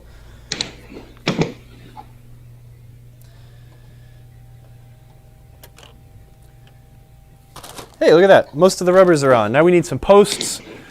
I need some ramps. I need to start attaching plastics. And I think we've actually put ourselves into a really good spot where perhaps next week we can put ramps on this game. There are some things I know we need to do, and I might put the ramps on before. We'll see. That's not the most interesting stuff. But I know these drop targets absolutely need servicing. We need to rebuild these flippers because they're shite. They're very bad. And then we just need to kind of continue assembling. I still have no idea what I'm going to do with this thing. The cover that is supplied or that someone handmade for this game is awful. We'll see. Oh, the chat's going. Let's see the chat. Don't forget to tighten that screw back down before Thank you, it thank you, thank you. I just did. flies away. I almost forgot. And then we'll do a little, I know that I'm going to do some cosmetics to this game before I get rid of it. Like, it's probably going to keep its same legs because, I mean, they're not, like, the worst. I can kind of buff those out, maybe rotate one. It's going to get new leg bolts, new leg levelers. I need to clean the coin door. That's unacceptable. It's crappy, but I can make it look a bit better. And those are the things I always talk about where, like, that little bit of work will justify your repair price, you know, at the end of the day. When the game is shiny, everything should be shiny. When everything is shiny and the customer comes in and is like, oh wow, that's clean. Even though it doesn't detract from, you know, the fact that some of the cabinet artwork is peeling around the leg in some places. But if the coin door is has new stickers on it, if it has, you know, if it's clean, if all the muck is brushed away, and the game is very white with reds, and everything is clean, it just looks so great. And it's not polishing a turd, right? We're not trying to pull one over on the customer. It's more so just good presentation, right? Mm-hmm. And it'll take me 30 minutes to sit down and get these stickers off, replace this sticker, peel that Scotch tape, clean it up, put it up on the jack, put, you know, $5 of new leg bolts on, put $10 of new leg levelers on. It'll be nice. So.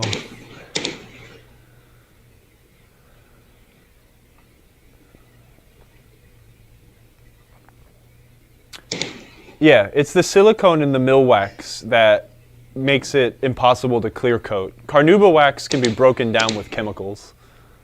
And that's what Blitz wax is. The only thing, I guess, like, other thoughts on wax, I've had this discussion a lot, so I'm not putting a ton of effort into it. But the other thing with wax is to be careful that you're not using like a cleaner wax for a car, perhaps. Sometimes those cleaner waxes in cars can include like actual abrasives, things that are meant to dig into car paint that is substantially thicker than the varnish in the silk screened artwork on a pinball playfield. Dig into that car paint a little bit, take out some impurities, and then leave it very sheen-like. So I would really try to stray away from things that say cleaner wax and try to find something that's pure carnauba wax. That can of wax that I just showed you those things last like many years. Many, many years. But that can of wax also costs like $35. It's not a cheap product. But it goes a long way, especially when you use it like a paste like that. Hey, I can put pop bumper caps back on. Oh, also I can put rubber post sleeves on. I've got a bazillion of them in my toolbox right here. Deux, trois.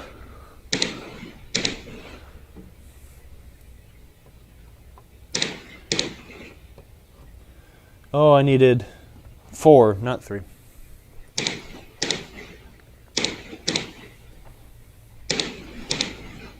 Oh wait, I don't want to use these thick ones.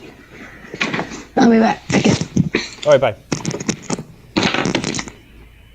I don't know how much longer we're going to stream. It might almost be time to go. I'll get to a decent stopping point soon. Do I want to use the thick ones? Yeah. I'll use the thick ones. I don't think that'll interfere with the ramp entrances at all.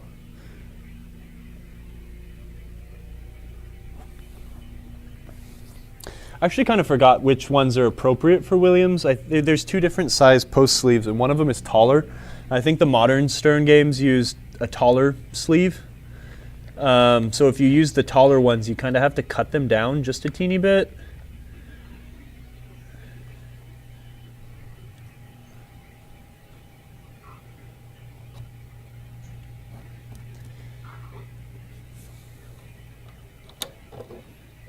Kind of want to put like a Mylar ring. The damage is already done. It's not like it's going to make anything better. Also, Friday Kyle says, let's ship it. It's you can't polish every imperfection out.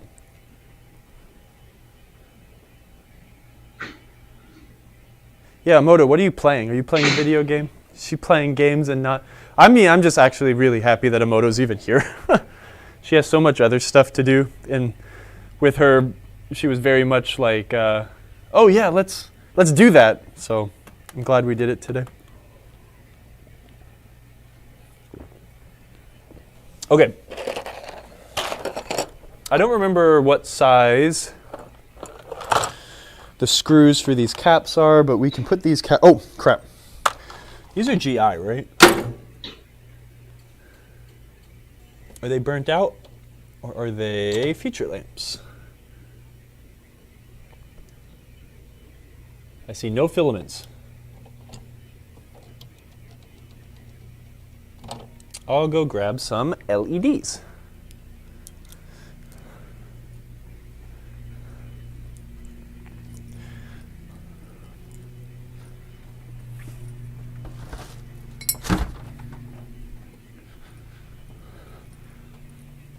I wonder how badly I'm going to hurt myself this weekend. It's inevitable. You go on these long service calls, I always hurt myself somehow. Wow, these are vintage Comet warm white LEDs. They don't even have the yellow bands around them. Damn. Love the moving pops. Me too. Danishus, thank you for coming twice this week. Very kind of you. Love the moving pops, yes. Yeah, the cone-shaped rubbers are really useful for that sort of thing. I don't think this game used the cone-shaped rubbers. This game maybe used yellow post rubbers originally, but also it probably used black rubber, and I don't like black rubber, so. Okay, I think these are feature lamps, so we might not be able to use LEDs. We can check if they're feature lamps easily by putting it into test mode.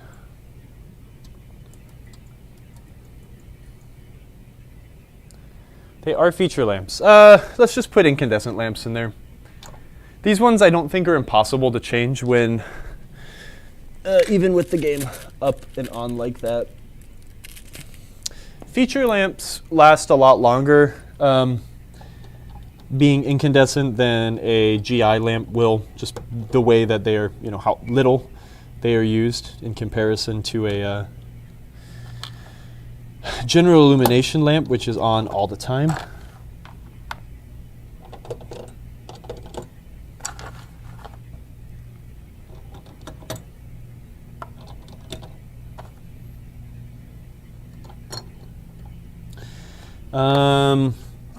I think these things had the wrong hardware in them from the get-go. I do have some small hardware. That might be a number 4 screw, a 440. Where the hell did they go?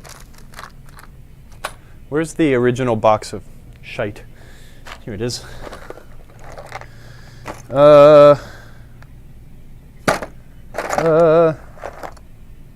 All right, well, nothing of use is in there.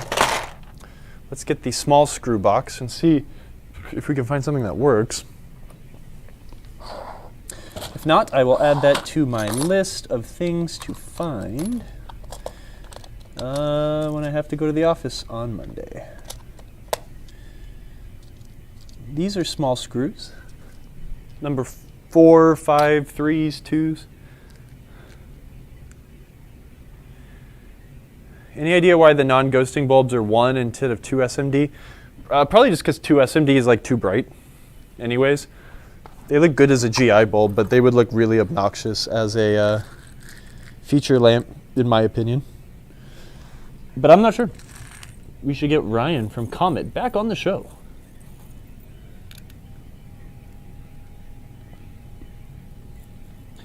I'm not going to have anything that works well, but I will check the thread pitch, at least right now.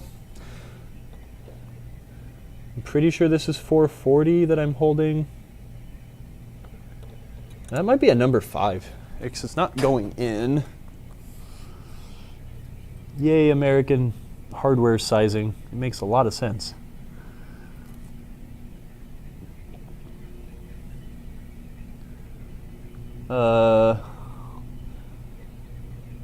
Okay, that is clearly smaller than that one, but bigger than that one. So that one must be a number 3. This one might be a number 4. Yeah. Wait, it stopped. Check this one. I'm going to look at the manual. The manual might actually tell me what it is, but that might save me some time. I'm going to take all these little spacers back off just because when you lift the playfield up, they like to escape. But I think what I'll do now actually is I might as well just go through and get the feature lamps up and on while the game is in feature lamp mode. There is a... maybe I'll only do so much, I guess, because I do want to get under there and make sure that all of the inserts are clean. So we'll very quickly hit them with a brush. I don't really feel like doing that now because I kind of want to go home soon. But I am very happy with the amount of progress that has actually been made now. Emoto really doesn't want to be working on this game anymore. It's like, we need something fresh. Remember in the 70s when we were going to switch to metric? God. I don't, because I was not alive in the 70s. But it does make me sad that that never went through. I think it's one of those bizarre things. Like, I think that's one of those oddities where, like, officially, the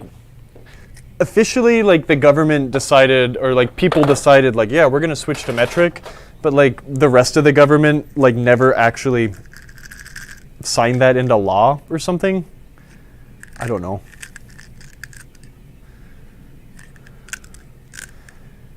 Like, I remember, like, when I lived in California, we voted as a state to eliminate the time change, and that we would exist like in one time instead of switching the clocks forwards and back.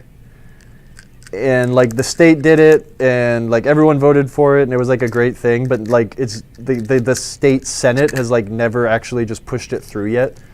It's so frustrating. I hate daylight savings time. Well, I hate the switch, I guess.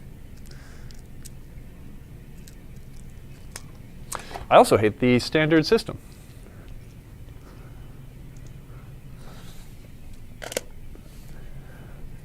Someone told me they were born after 9/11. That made me feel really old. Yeah. I also have been feeling quite old lately over many reasons. But yeah, whatever. Older and wiser, right? I grew up with immigrant family, so I very quickly learned the metric system because that's what they use. I still have to when I'm in Europe and someone's like, oh yeah, it's 24 degrees, like I know what that is. But then when my wife turns to me and she's like, well, what's 24 degrees? I have to go sit there and do the math.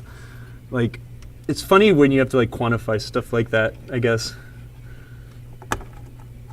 It's like they are just kind of their own things, right? It's not, I don't know. I don't need to get into that.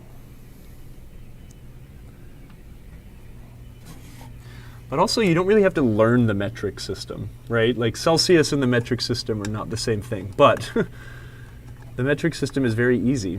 Do you know how to count to 100? Yes. Well, then you can easily take care of the metric system. Oh, is that GI? Oh, this is GI back here. It lights up Elvira's Party Punch. I am going to put an LED in. Sorry, excuse me. How dare we want to move a decimal point?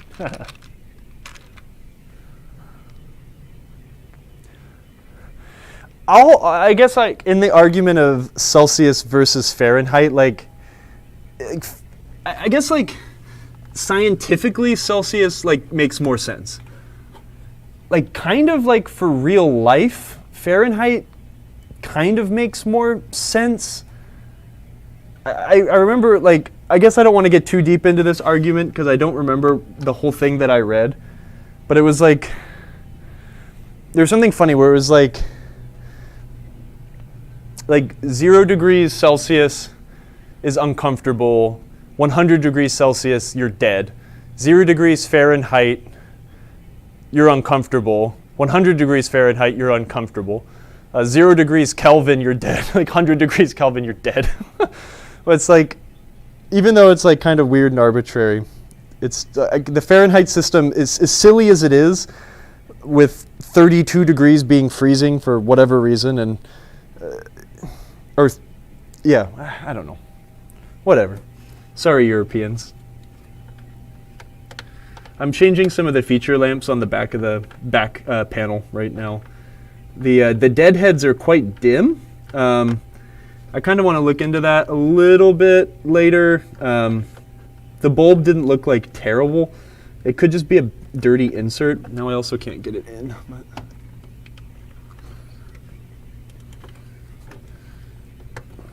dang it. What the hell? Where's the cutouts? Okay, the cutouts are here. Where's the cutouts on this? There. So if I put it in like this, and then I gently... No, it doesn't work. What the hell's going on? Okay, well, that's not the most important thing right now. Oh, it's also an exploded bulb, so... get away. I think I'm almost done. Now I'm ranting about things that like have nothing to do with pinball. No one wants to hear that. So what's the plan, everyone, this weekend? Internet? Anyone doing anything fun? Is anyone doing things no fun?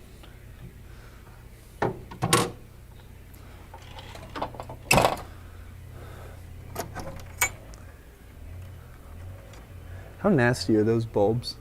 Not really. Waiting for the Scooby-Doo shipping notice. Holy crap, that is awesome. That is such a fun game.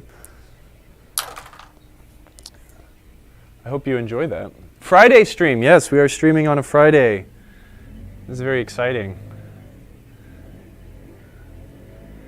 Figgy Dan has someone coming to fix some games tomorrow. Excellent. Sounds like a good idea. Working games are more fun than broken games.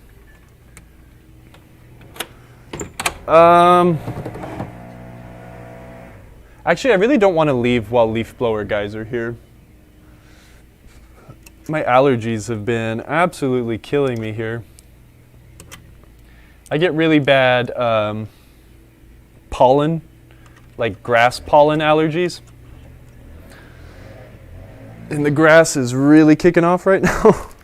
No fun.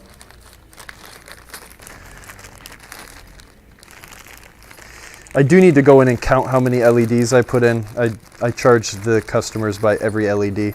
A lot of the time, like the small stuff, like incandescents, unless I have to use like an insane amount of them, they just kind of get rolled into like an hourly charge.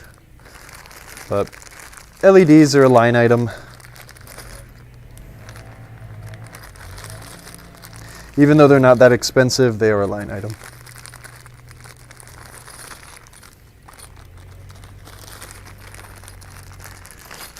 I'll just throw this many LEDs in because this is how many were in this bag sitting in front of me. Ugh.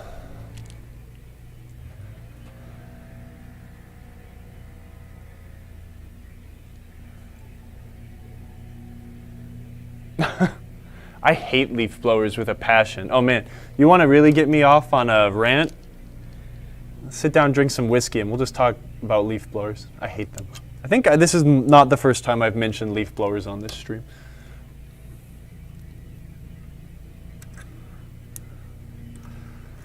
Let me make all of this someone else's problem, and also annoy the ever-living shit out of everybody. think I'm going to make Elvira really bright. I have to look at the back glass. A lot of the time, like if I'm not going to fully LED a game, which sometimes I don't, especially when older ones with like slightly faded translights or something, is just kind of do like every other bulb, kind of. It's kind of hard to see because the camera's so blown out with all the light shining in, but sometimes when the translights are slightly faded, they don't look so good. All these bulbs are just being thrown away. These aren't worth keeping. They're nasty. Even though they work, and they're not, some of them are blackened, but they're just really dirty on the outside.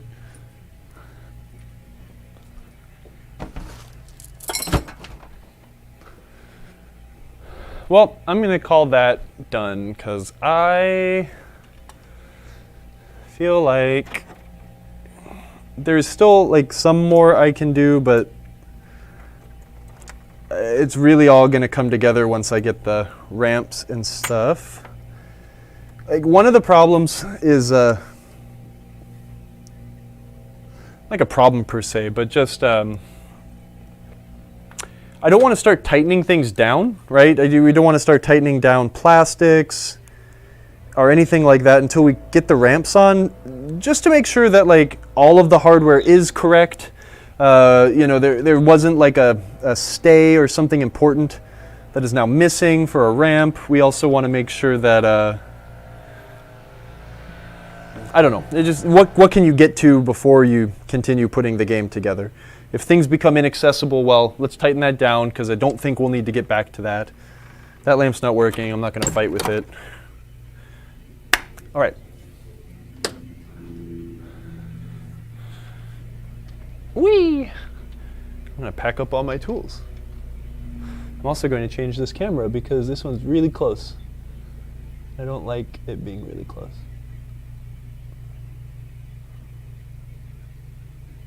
That's better. I want to play some more Scooby-Doo. I want to. I need to learn that game a little bit better. I got to play it for a little while when I was at TPF, and it was awesome. What I got to enjoy.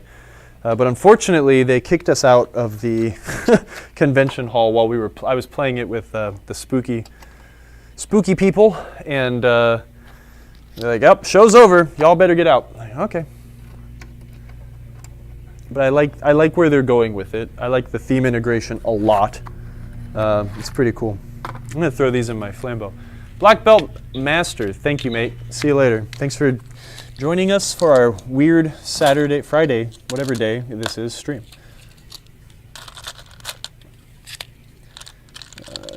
Can I fit all of these in the? Nah, that one can go there. Okay.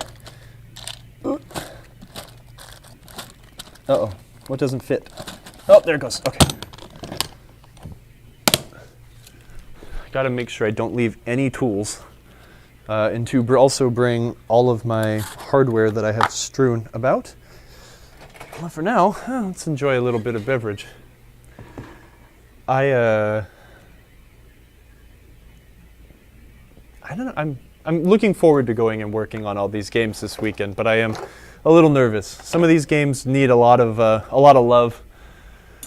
They just got brought out of long hibernation, and most of them boot up, but a lot of them need like some serious work to make them like super well playing games. And that's hard for me to leave something like not working super well. I need to get in there and like try to figure out every issue. I just, you know, the curse of the bad playing pinball game. Will it exist? Will people keep playing pinball if all they ever see are crummy games? And you know, I don't like and do not want crummy games on location. All right. It's a lot of screws. Oh, nice, pins. I kind of need those. Here's a ton of posts and switches. I'm just going to put all of these smaller bags into this large bag and turn this into a problem for future Kyle. That sounds intelligent.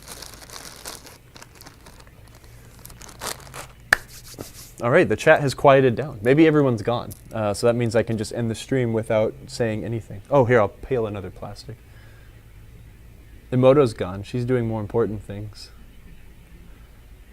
I'm gonna go home and eat some dinner. Some good dinner. Even though I just had a bunch of Mexican food. There's no reason to have more. Ah, the Miami Grand Prix is on this weekend as well. That's the nice thing about having an F1 race in the US this weekend is I can still get home at like noon or 1 o'clock on Sunday and I will be able to watch it live. Don't have to wake up at like the butt crack of dawn to watch a race. Ugh. Even though Miami is really not the greatest track because it's just a race car put into a parking lot of a football stadium. But what you gonna do? Oh, there are people still here. Hey everyone, what's up? Thanks for the stream. Hey, no problem. I can put this plastic right here.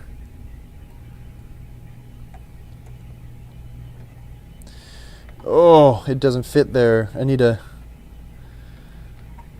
stretch the plastic or oval out that hole. Form to your new location. A great stream. You're being way too generous, but thank you. Thanks for joining. I wasn't sure if anyone was going to show up. If y'all just show up because it's on Thursdays or if everyone was excited to have one more day of something going on. Oh, I need to make sure I have Novus. This is my Novus anyways. Do I have Novus in my big box over here? I have way too many pinball parts in this box. I need to take some out. I do have one thing of Novus. That's fine. And I have enough rags. I checked that this morning. I need to take that WPC computer out because I don't need that. Actually, I might need that. I'm working on a few WPC games this weekend. Thanks for the bonus streams. It makes unemployment more enjoyable. Mate, I hope it's fun employment and not straight unemployment. But I'm here for you. Daniel, do you like watching F1? I know you're into cars, but do you ever watch Grand Prix racing? I think I've got all my tools off of here. This needs to come with. My box of screws needs to come with. This can probably fit into my toolbox. It's very hard to find the F1 pinball crossover people. My friends over at Fliptronic enjoy watching Formula One. My friend at Backhand Pinball, Mark, he likes Formula One. Sometimes I'll talk to George Gomez about Formula One. He's also an enjoyer of the race cars. I just like race cars a lot. I like things that go fast. Pinballs, they kind of go fast. It kind of makes sense. Ugh, dirty hands too. Nice, I am so stoked that this is like going together so well. These aren't available right now, but there is a guy that we get these, oh crap. That camera, I'm like sitting behind I didn't even notice. Yes and no, you like WRC. Well, who doesn't like rally racing? These skulls are out of production right now, but there's a fella in Germany that is reproducing them. I'm excited to get these back in stock. This guy goes right here. There's some cool lights that go behind the eyes, and those eyes tell you how many balls you have locked. It's crazy though, it actually looks like a real pinball game again. Not just a hodgepodge of parts. Uh-oh, that might be an Emoto. I'm gonna sit here and pretend like I wasn't doing anything bad.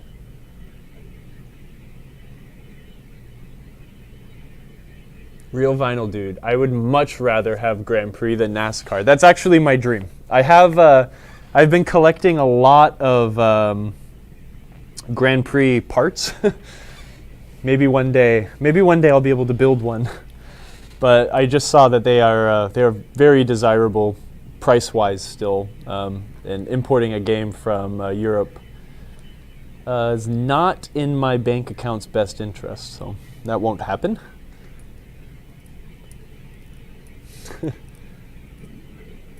She's back and going on. maybe not. I know Emoto's got a lot to do. She's working on preparation for her new arcade, which is really exciting, that her and her family are going through the craziness of running an arcade. That's just nuts. Actually, you know what? I should bring this up here. My parts box. Let me put this away. I think the people with the leaf blowers are finally... Well, no, they're just further away.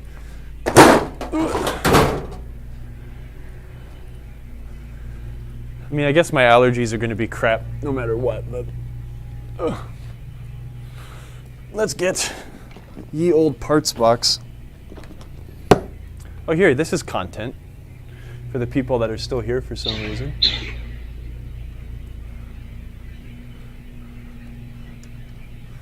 It's because you love me. You really love me. Hey, you get to see the behind the scenes. Actually, you shouldn't see that weird Jesus painting. Actually, it should go this way. This building we're in, we call it the church because it kind of actually used to be, well, it was like a weird community church or something, I think. But there's like a really weird painting of Jesus bearing the cross or something. Maybe one day, for the season finale of PinTech, you will see this weird building that we film in. But Emoto's arcade, her family arcade, is going to be in Gulf Shores, Alabama.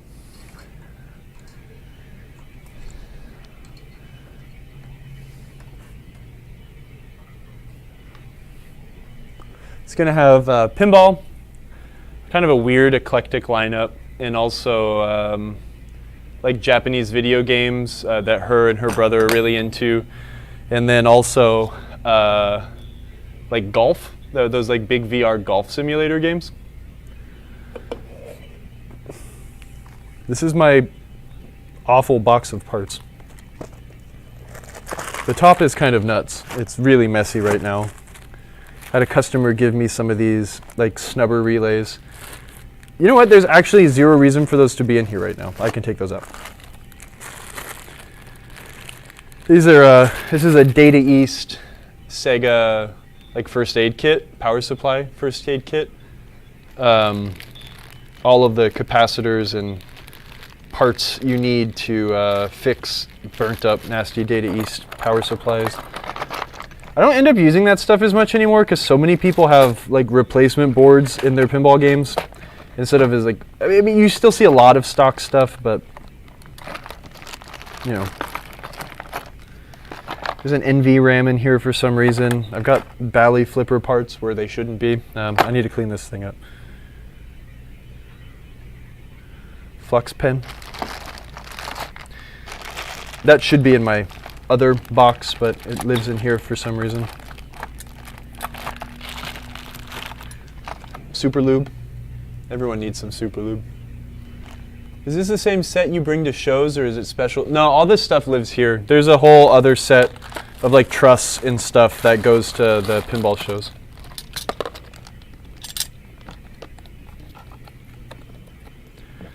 I guess those coils can live there. I keep all of my flipper coils, like Williams and Stern flipper coils, live up here. Got some slingshot pop bumper bracket, some flipper bases for Williams games. I should carry Stern ones now since they actually have some failure points. A couple rod and rings.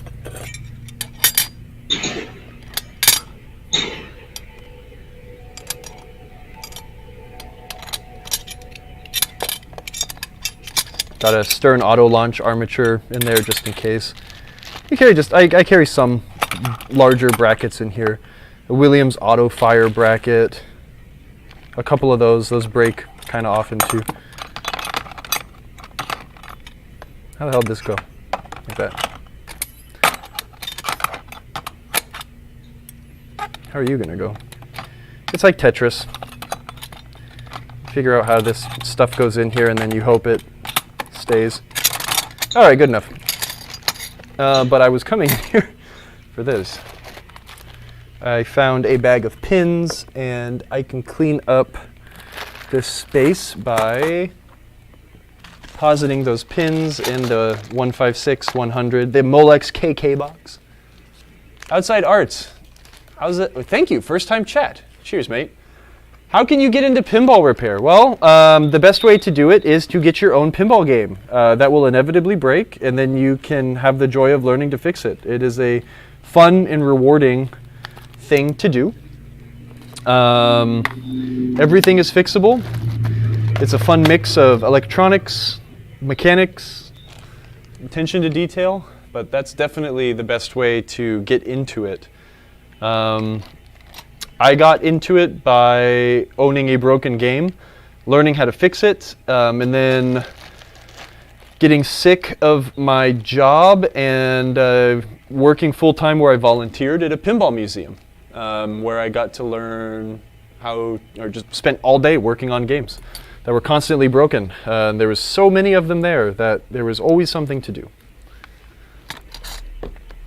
There's that. Oh, I guess I've got half of a System 11 era rebuild kit. That can just keep living up here. I guess all these, I could probably take those switches out. This is probably not the greatest way to store parts, but it has worked for me for many, many years, except for when that happens, when like things get stuck on each other. I think I keep the micro switches in the bottom right now. This thing is kind of overloaded. I need to make room for more micro switches, so they might go where these flash domes are currently. Ooh, lamp condoms. Where'd those come from? Those can live with the lamps. Ugh. I bought some of these because I ran out, but a real common micro switch on Stern games, older Stern games. The more modern ones use a different one, but these Y-shaped micro switches are very common on older up kickers.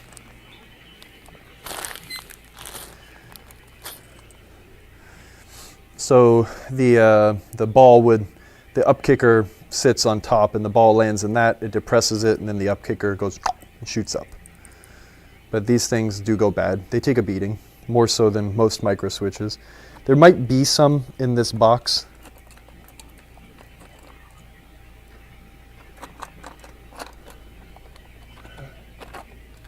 Actually, no, I am out.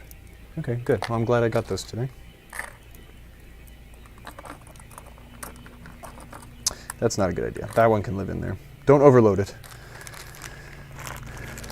But yeah, this is my parts box. This is the traveling pinball repair guy's parts box.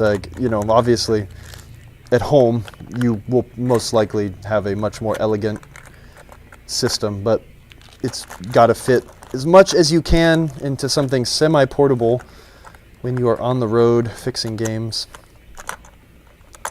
That interlock switch is totally going to cause me problems. Yeah, like that. Do I have any room for this lane guide? Perhaps.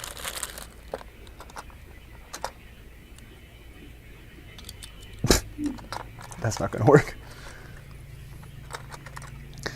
I do like to carry like some older or used parts in this bin too. Like this is I think this is a used lane guide. But sometimes, like, when they're in, like, not everything is garbage when you take a game apart. Like this post, right? If you were working on, an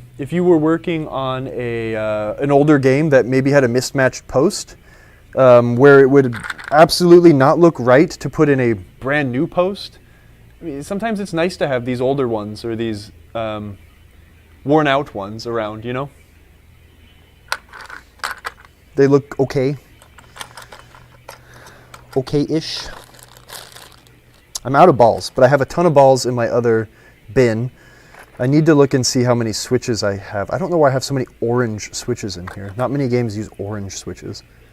I might need to trade these out for some stuff at home. Got a Gottlieb Smart Switch.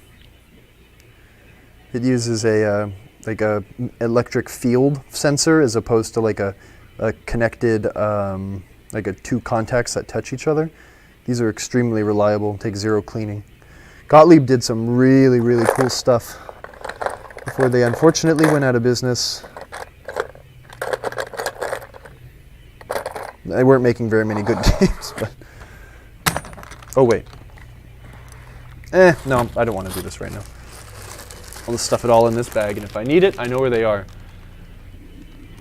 Need one for your Baywatch? Oh, yeah. Oh, yeah. That switch we were just looking at down there. This is also a common Stern switch. They use this system now, too. They do them left and right, but Stern kind of has standardized their switches, so they use like the same rollover switch almost for everything. What's up, Emoto?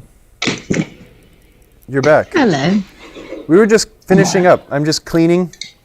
Nice. Putting some stuff in my box. I'm kind of stalling, waiting for the shot. gardeners to leave because they're annoying and they're going to make my face. Yeah, they're going to put stuff in your car, too. Yeah, You open your gross. car door and all the pollen and Ugh. grass goes in it.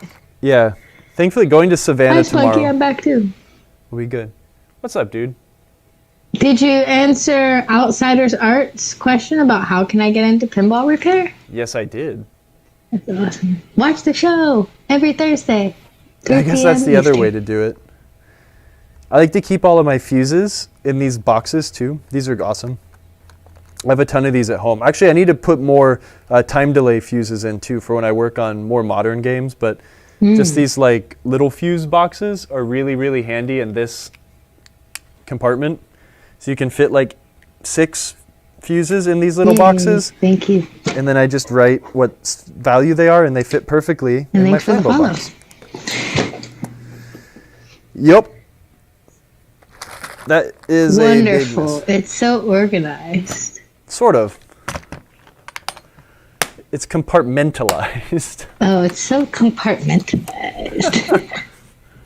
Stone to fly in car window is bad. Ooh, yeah. Hopefully that doesn't happen. Where'd you park?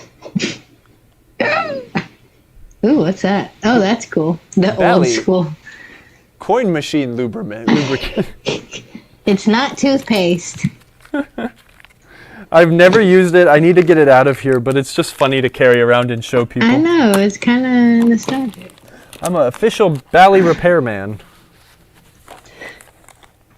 Well, that was a very Alright. fast tour of this box while I put a couple... Oh, wait.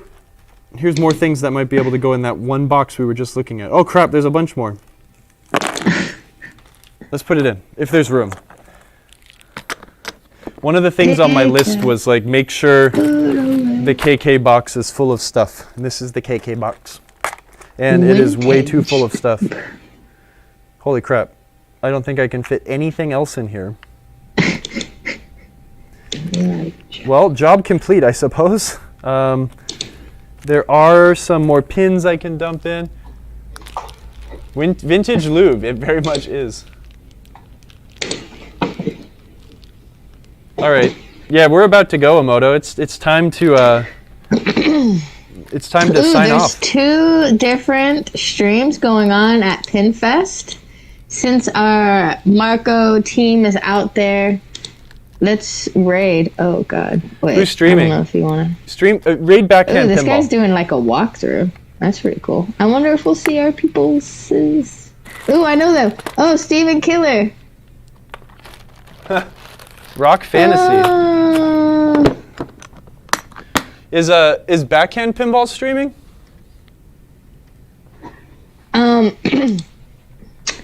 Yeah, they're streaming the tournament. Yeah, let's raid backhand pinball. Hey, there's Donnie White. Are you sure you don't want to watch this walkthrough? Because you just see everybody. Yeah, I don't really Hey, want to. there's Pinball Gramps, I think. Really? No, never mind. Maybe. He's not in the chat, so it might be him. Me Oh, there's Cliff. Oh, yeah, this guy's about to stop streaming. All right, we'll go to backhand. Yes. And then you can see everyone through the screens. There's Mike Vinicor. Oh. All right. Oh, Ian Harrower? No, he's not there.